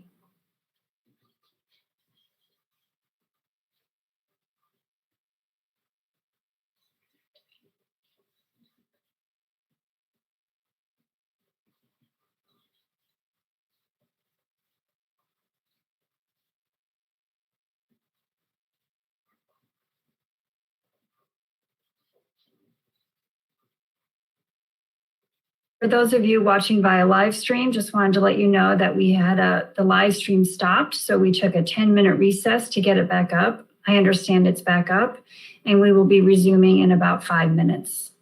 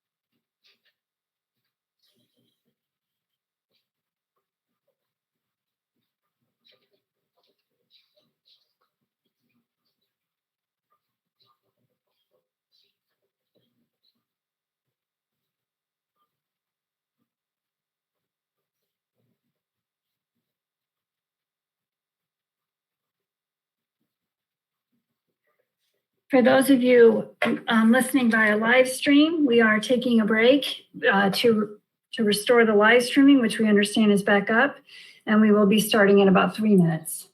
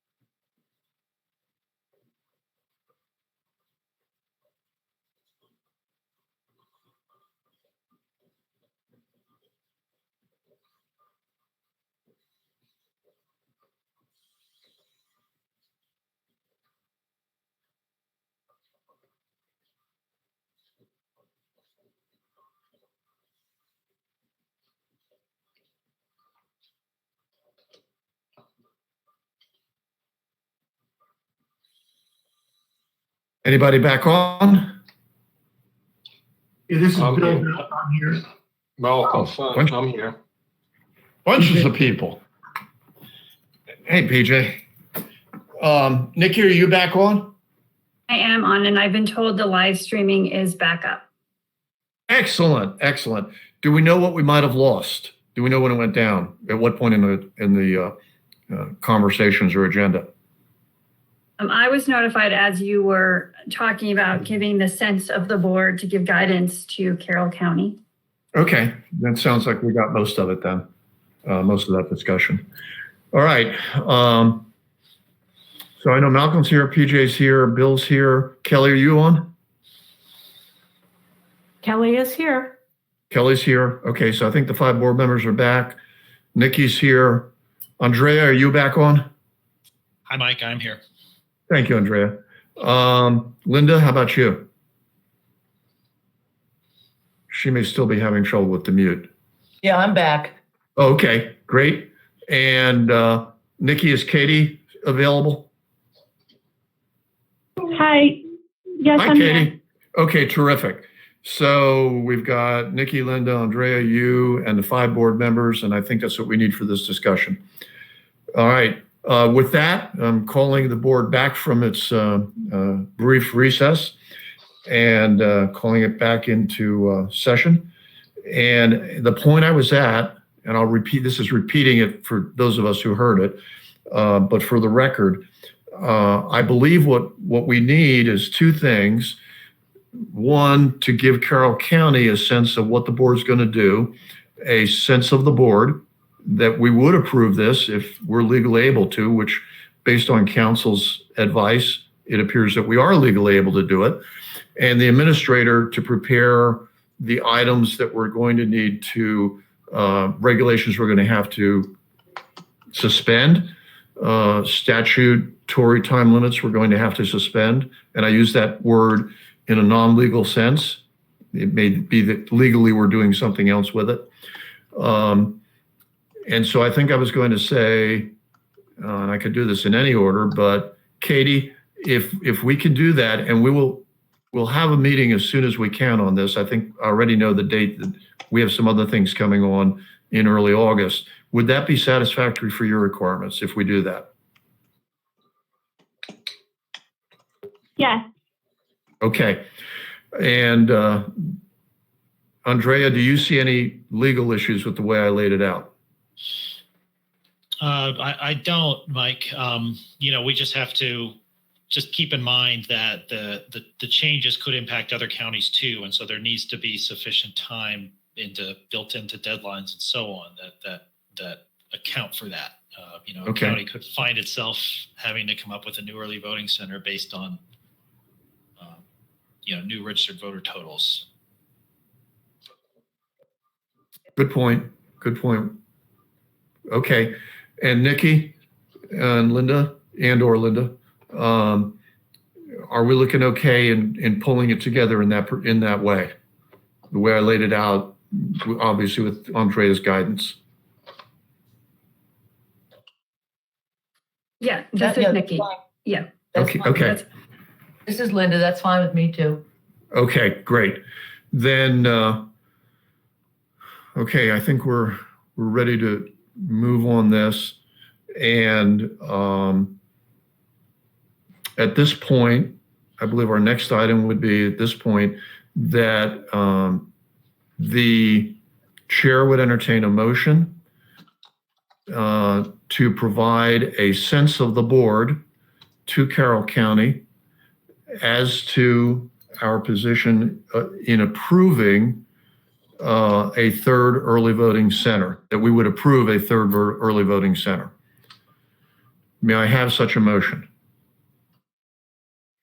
This is PJ Hogan. So moved. May I have a second? Second. Go. Okay, moved and seconded. All in favor say aye. Aye. Aye. Aye. Opposed? Motion carries. So the sense of the board is that we will approve it when we have everything in place. And at the end of the meeting, we'll be talking about a date. I'm looking at the first week in August at this point for next meeting anyway, primarily because of other things that I know are going on. Okay, with that is the Carroll County request. Katie, was that the entirety of your request for us today? Yes. Okay, good. Nikki, the agenda says multiple local boards. What else do we have for that item? That's the only one. When we drafted the agenda, we thought there'd be more, but it's just the one. So thank you for clarifying that. Okay, excellent. Okay, with that, I believe that concludes agenda item number 10. And next item on the agenda is item 11, old business. Does anyone have any old business to bring up? Hearing none. Moving to agenda item number 12. We actually have two items on that. The first item I'll take is Kelly's concerns about mail-in ballots. And Kelly, do you want to go ahead and get the ball rolling on that? Mr. Chair, this, I'm sorry. Kelly starts. I actually have an item for new business as well. If you don't mind, I'll go at the end, but I just wanted to to say that. Okay, what's your item? Just a topic Item head. is the topic is motor vehicle administration. And I don't want to get into the whole thing now, but No. Yeah. No, I just wanted a caption so I could put it on my list here. We'll do that next after the mail-in ballot, after Kelly's item. Okay. Kelly, go ahead. Okay, thank you, Mr. Chairman. We received 2 letters from people and organizations concerned about the unprecedented number of internet ballots that we may be seeing in the general election.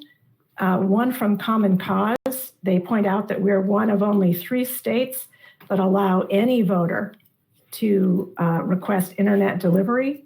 And they asked a question about spoofing the identity of Maryland voters and spoof email addresses.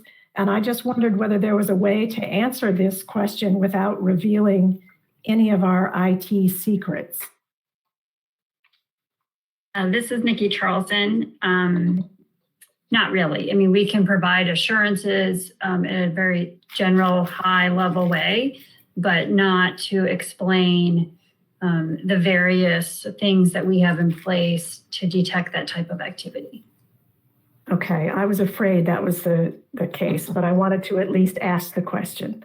The other letter that we got was from Lynn Garland, and she had a very interesting analysis in terms of how many mail-in ballots she thinks are going to be delivered over the internet. And this is an issue that's been a concern of mine for a long time. I've been pretty vocal about it. I worry about local boards being overwhelmed by the necessity of duplicating these ballots by hand. And in the June 2nd primary, I was really surprised that 40,000 internet delivered ballots had to be duplicated because it was higher than the number in 2018, and it was higher than the number in 2018, even though we had mailed every registered voter a pre-printed ballot that wouldn't need to be duplicated. And my first reaction was to think, well, they're just ordering it over the internet because it's easy. But after the meeting, I was thinking about it, and that makes no sense at all. Because if I had a pre-printed absentee ballot in my hand, or mail-in ballot, excuse me, I also had a pre-addressed envelope and a postage paid envelope. So it wouldn't be easier to order the ballot over the internet unless I didn't have a ballot, which makes me wonder whether that was what was driving the numbers in the primary. And I wondered if we could get some information on that. Raw numbers. Sure. If possible. Sorry, go ahead. Go ahead. Yeah, this is Nikki Charlson, and I do have those numbers. I haven't had a moment to sort of sit down and just look at them, but I do have them, and I just need a little bit of time to look over them, and then I can share them with the board and others. Okay, that would be great. I just want to go over what I'm looking for. I'm looking for raw numbers by local jurisdiction, and I'd like to compare 2018 and 2020 primaries. And I'd also like to see percentages by local jurisdiction. And I understand that the percentages for the June 2nd primary will be very different because it was a mail-it-in election. But I'd still like to see percentages by local jurisdiction for 2018 and 2020.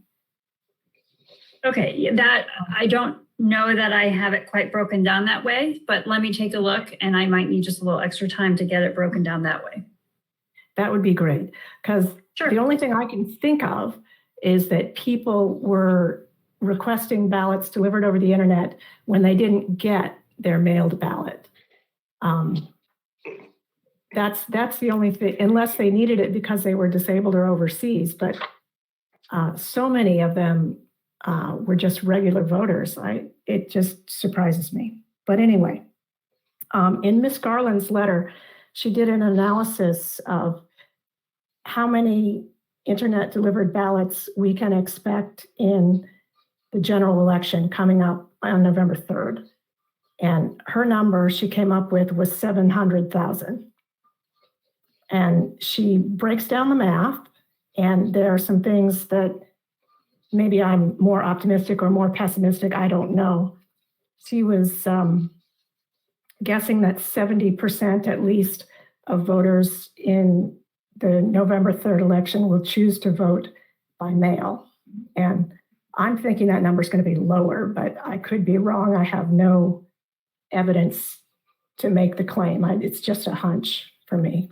But using the number 70%, and then over a third of absentee voters or mail-in ballot voters chose to have their ballots delivered over the internet in the last general election.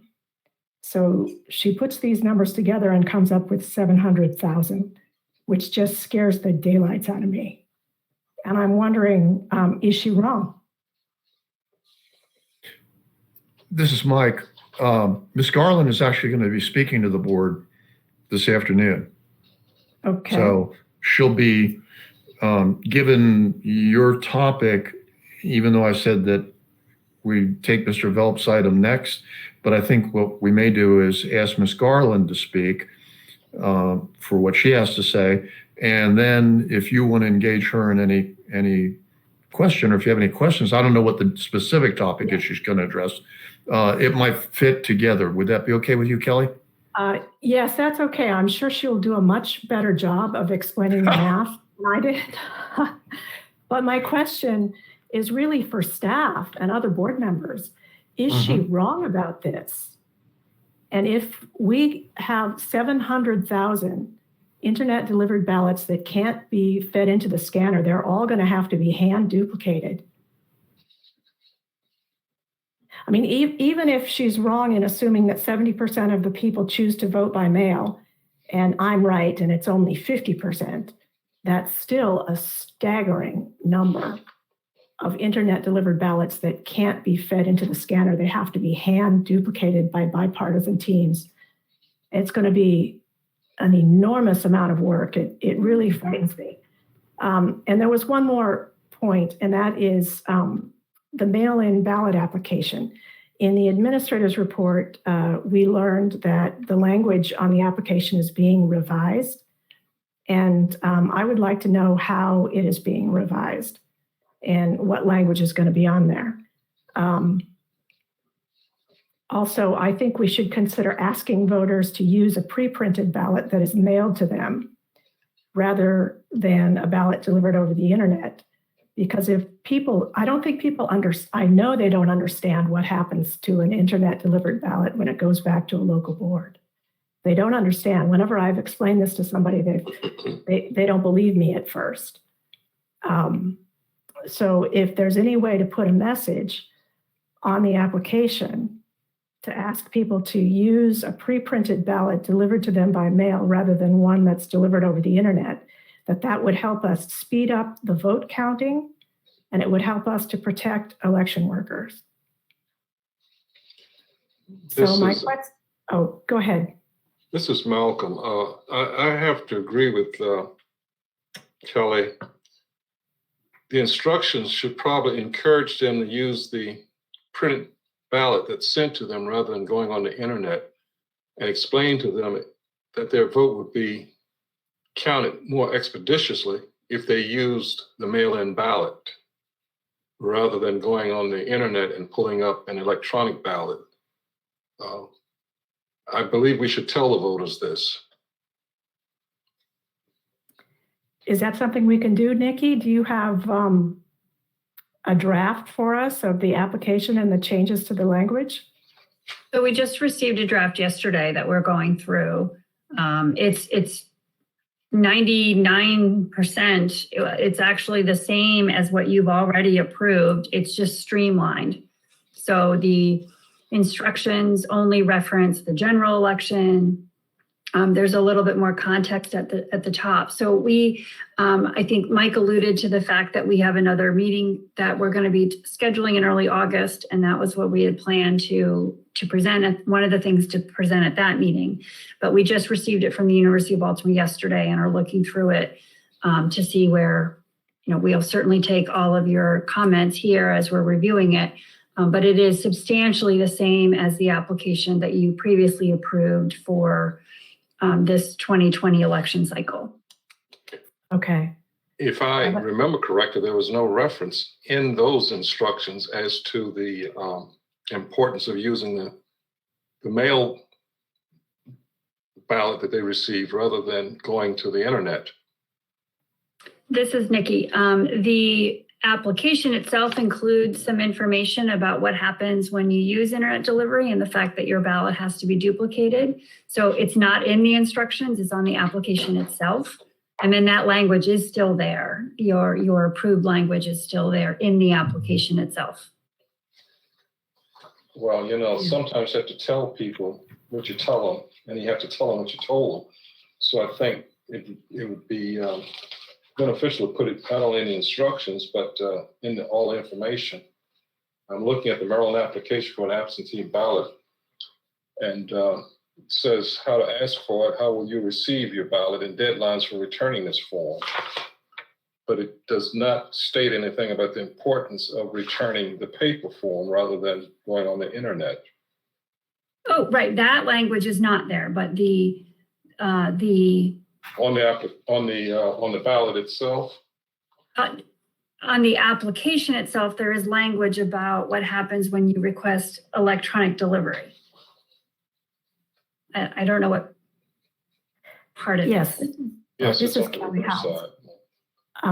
Yeah, that language, Malcolm, we put on the application not long before you joined the board. And the idea was to let voters know that if they had a ballot delivered over the internet, that it would be handled differently than a ballot that was pre-printed. So it was kind of disclosure in a way. It was designed to let people know, but not necessarily to urge them to use the pre-printed ballot.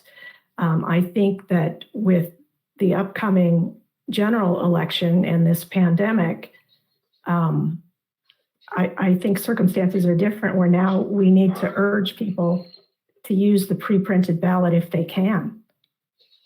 Yeah, I see that instruction. I see that note. It says a fax or internet ballot you have printed yourself cannot be read by our scanners. And I note that that print is smaller than any other print that's on the instructions.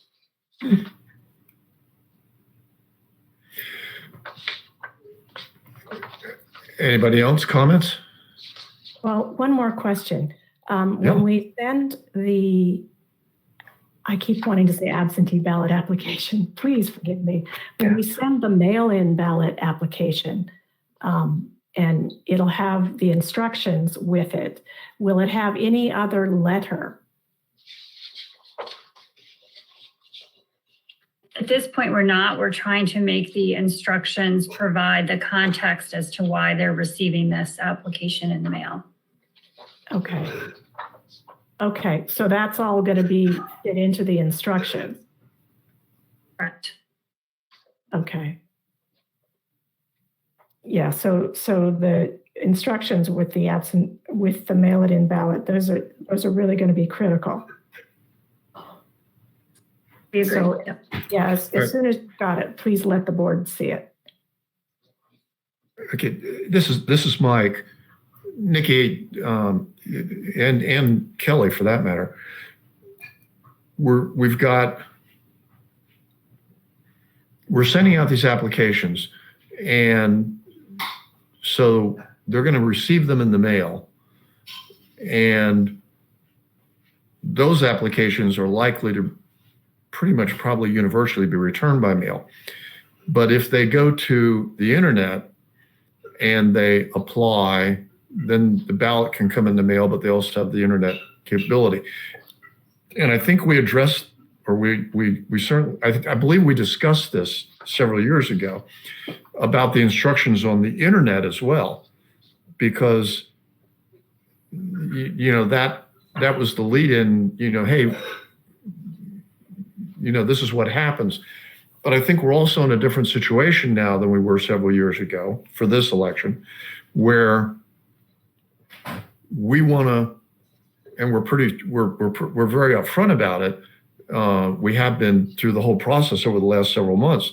We want to encourage people to vote in certain ways. And we want to encourage them both to vote and to vote in certain ways in terms of sending things or showing up or not showing up or whatever. So I think that what we put on the internet is going to be important in that area there, because those are the people that are most likely to want to do the whole thing electronically and send this, pull it off and send it in that way.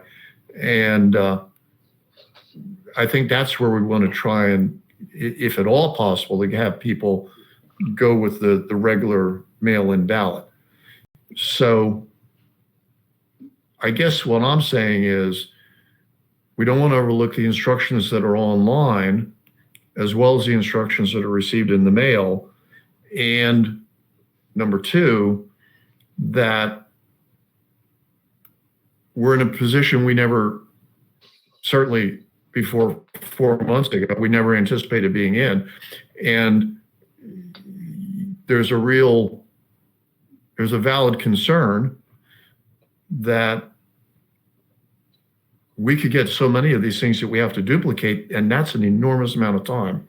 And time is going to be our enemy in canvassing these ballots. So having said that, Nikki, could you have staff provide board members as soon as reasonable with the current language, both on paper and on the internet, and what the proposed language is, even if it's in draft form, so that the 5 board members can see it, review it, and start looking at where we need to be. So I think Kelly and Malcolm have really valid concerns about this thing. Mr. Chairman? Yes, sir. This is PJ Hogan. I don't mean to interrupt, but can I just can I put something out on a table and make a suggestion? And I've heard everybody's comments, and I'm looking right now at the SBE website and the page mail-in voting, information instructions for the 2020 elections. And it has a series of blocks, who may vote by mail-in ballot, how do I request a mail-in ballot, blah, blah, blah. Here's what I would, as somebody who uses the internet all the time, here's my suggestion. The very top, I'd add another block. Okay. So the very top one would be entitled, I'm sorry, I don't have the words. I'm speaking off the top of my head. Something about internet delivered ballot information. You click on that and you can have a full description there telling people that we encourage you to, use the paper ballot that you will receive if you request a mail-in ballot. That internet delivery should only be used in, I don't know what the right word is, emergency situations. And then explaining that if you do request an internet delivered ballot and you complete that it cannot be read by scanners and has to be duplicated. And I'd say, just very frankly say, this will cause delays in the counting of your ballot will be counted, but it will cause delays. And I think that helps address, like Malcolm's point about the instructions that are on the application there's only so much room on that application. It's in small font. It is what it is. And then that block, I'd also even highlight it in red, so it stands out from the others.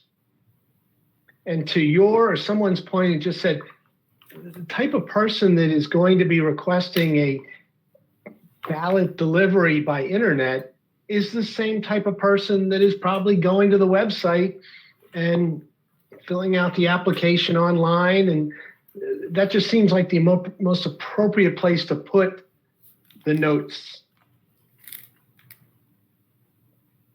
Yes, this is I'll be Kelly quiet. Howell. And I agree, PJ. I think that's an excellent idea. Yeah, this is Malcolm. I like that. Okay, we can work on that. Okay. I know you guys don't have a lot to do, so we're trying to keep you, gainfully employed.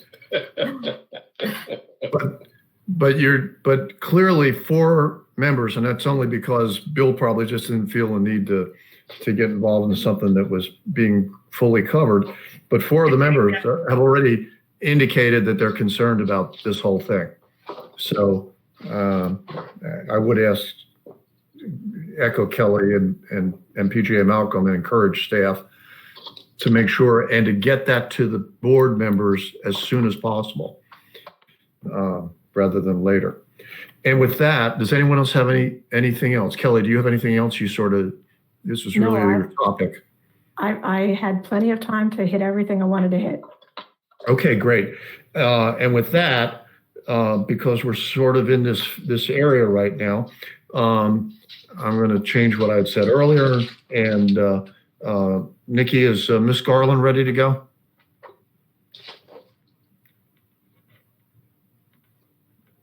I have unmuted her. But okay. She needs to do it herself as well.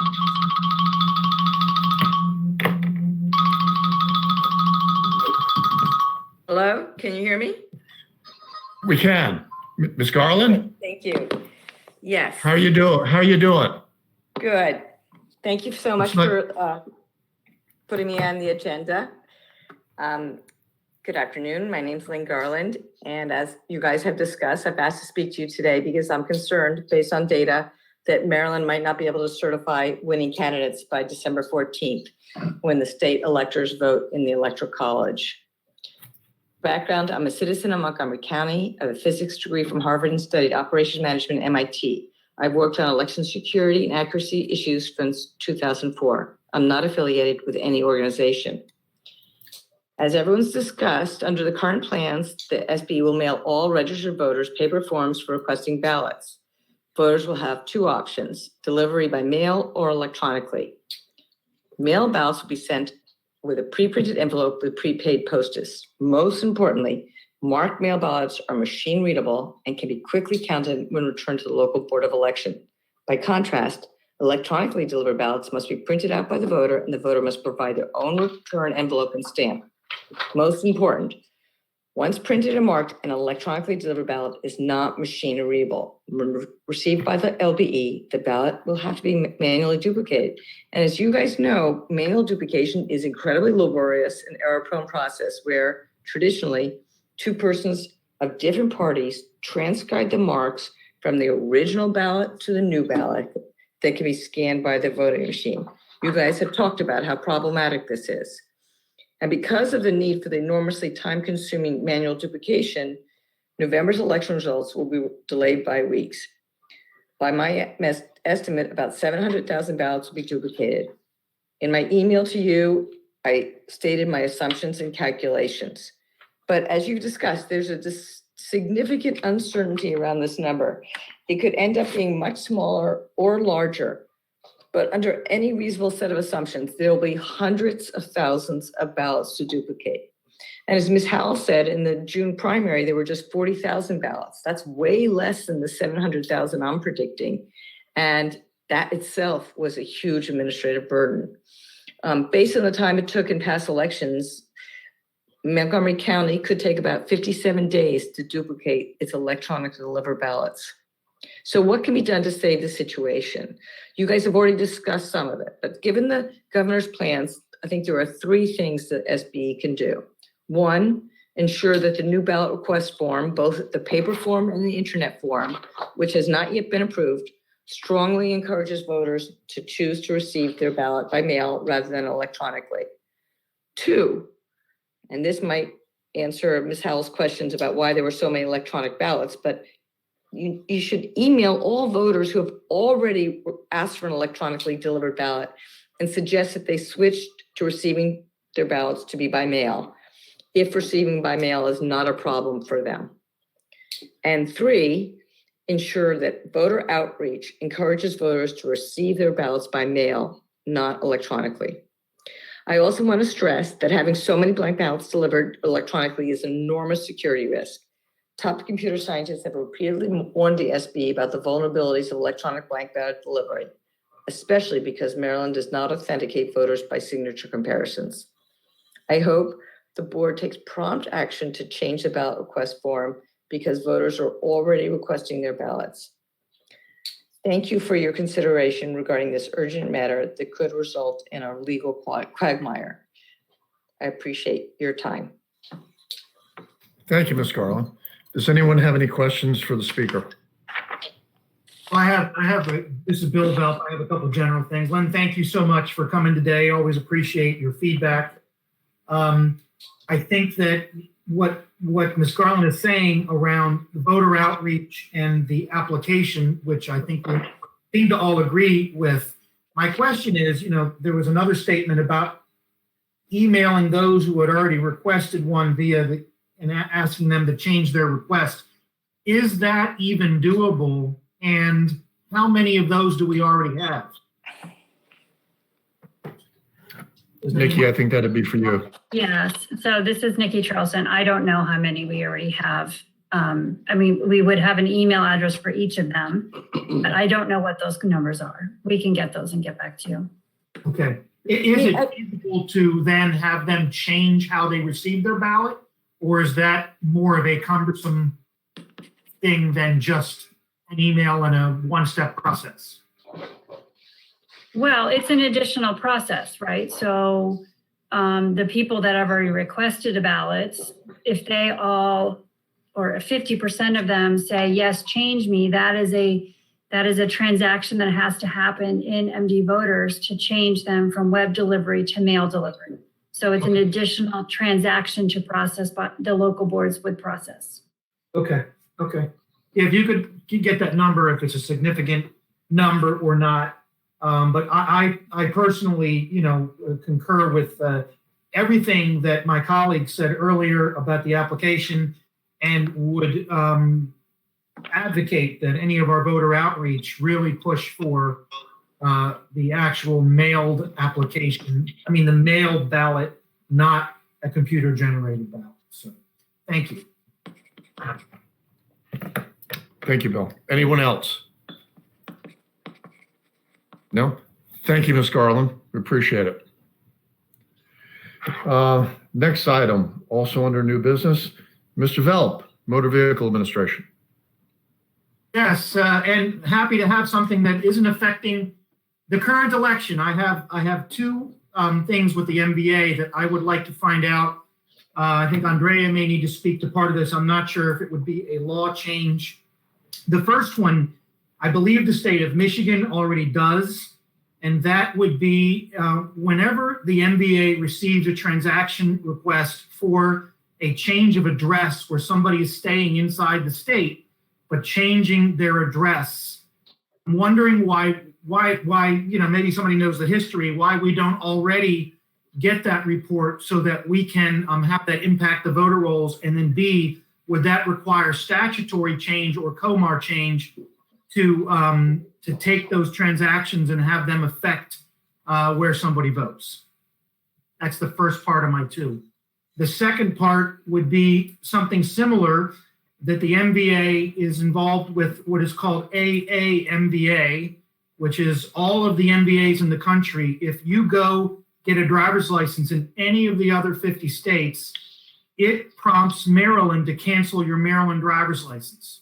And I'm wondering why we can't also get those transactions. Again, I'm not talking about these changes for this election, but in why we can't get a hold of those transactions and have some type of process or system then to find out if it's true, or can we use it as gospel, and then get those people off Maryland rolls.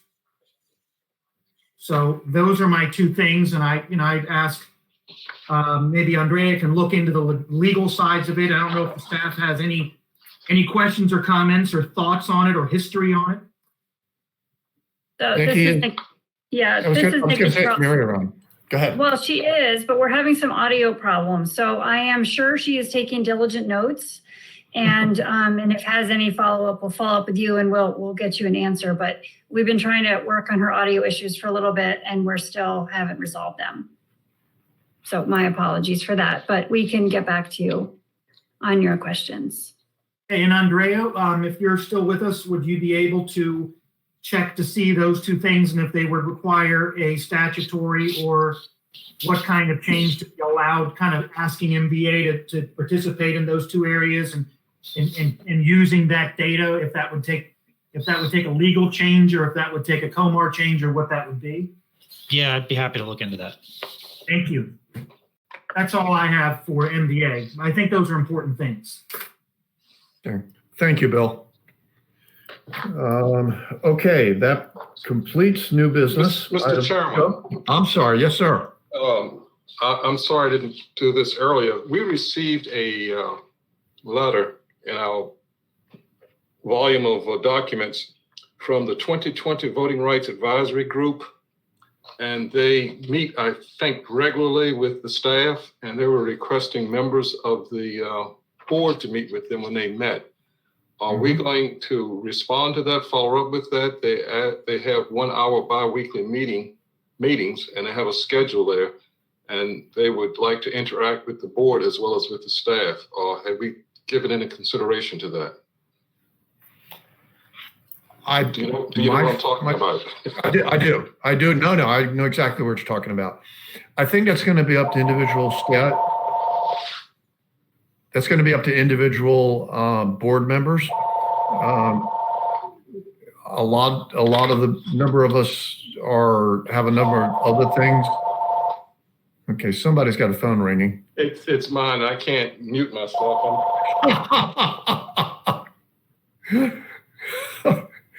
I just love these kind of meetings. That's all. I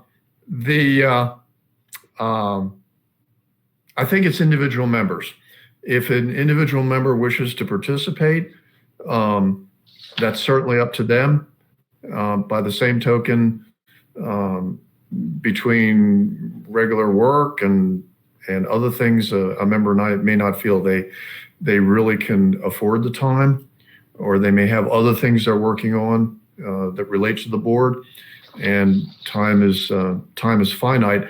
So I would, if a board member feels they wish to do it, I would encourage them to do it. And certainly any board member can follow along with that, by reaching out to staff or likely could just sit and listen. I don't know how their system works, but you might be able to, instead of being a participant, you'd be just listening in the background where you were multitasking. Does that answer your question, Malcolm? Yes, I assume that it's all virtual, and you would. I would assume so. Yeah. Can I ask a question? Just comment on that.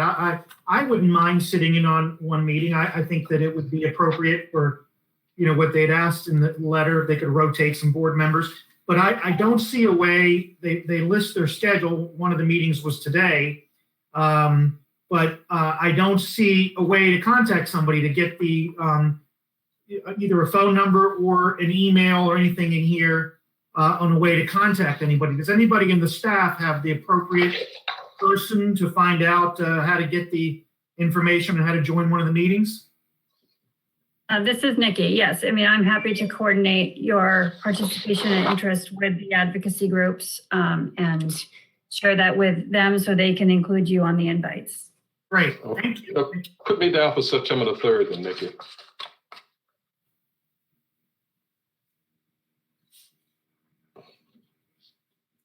Will do. Thanks. Thank you. Thank you. Okay. Anyone have anything else? Okay. We'll move on from that to item number 13, disclosure of campaign contributions. Does anyone have any campaign contributions to disclose? This is PJ. Yes, $500 to Chris Van Hollen.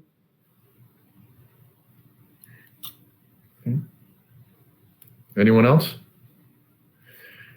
Okay, I have a number of them. Nikki's got the detailed list of individual contributions, and that'll be part of the record. I'm just going to summarize, as the board members probably recall and staff recalls, I noted a number of contributions over this period of time. And this is sort of capsulizing everything so that I have not forgotten to do anything. So during this period from March through April, I've made the following cumulative contributions: to the National Republican Senatorial Committee, $274, National Republican Congressional Committee, $226, Trump for President, $134, McSally for Senate, $33, Jordan for Congress, $25, Republican National Committee, $50, Maryland Republican Party, $50, and McConnell for Senate, $100. And those would be the contributions I have made. All right, with that, next item, schedule next meeting.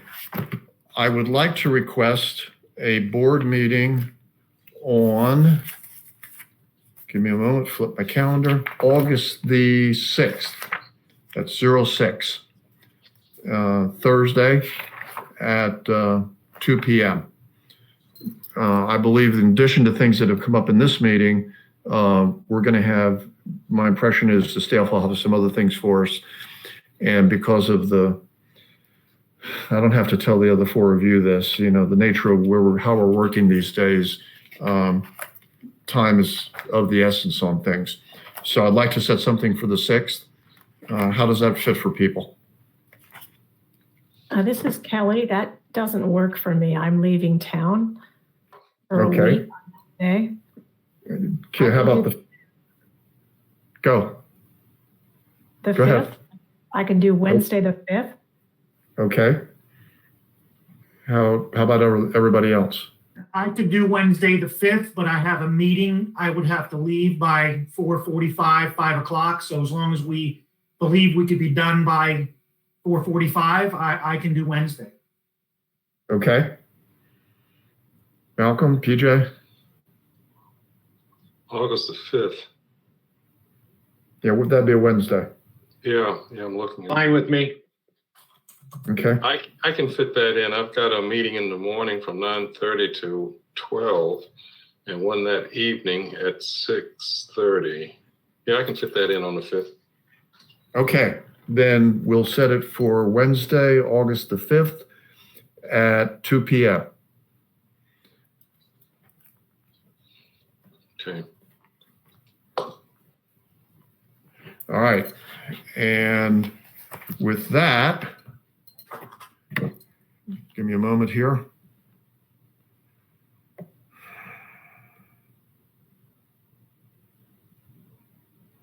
And there it is. I'm trying to do what PJ does. I'm just not as fast as and actually use the computer instead of everything on paper. But I have much to learn from the master. You all see, I used to sit next to PJ during session down at the end of the table, and I would actually be watching him, and I'd be going through all this paper, and he'd just be tapping a couple of keys, and he'd be pulling stuff up, and it was very impressive. Okay, next item is closed session. So the board will now consider whether to meet in closed session to consult with counsel to obtain legal advice and consult with staff on potential or pending litigation as permitted by Section 3305 B7 and 8 of the General Provisions article. Meeting in closed session would allow members of the board to seek and obtain legal advice with board counsel without waiver of the attorney-client privilege. The board will also now consider whether to meet in closed session to discuss network architecture and security of election network as permitted by Section 3305 B15 of the General Provisions article. Meeting in closed session allows the members of the board to discuss cybersecurity without risking the network architecture and security of election systems.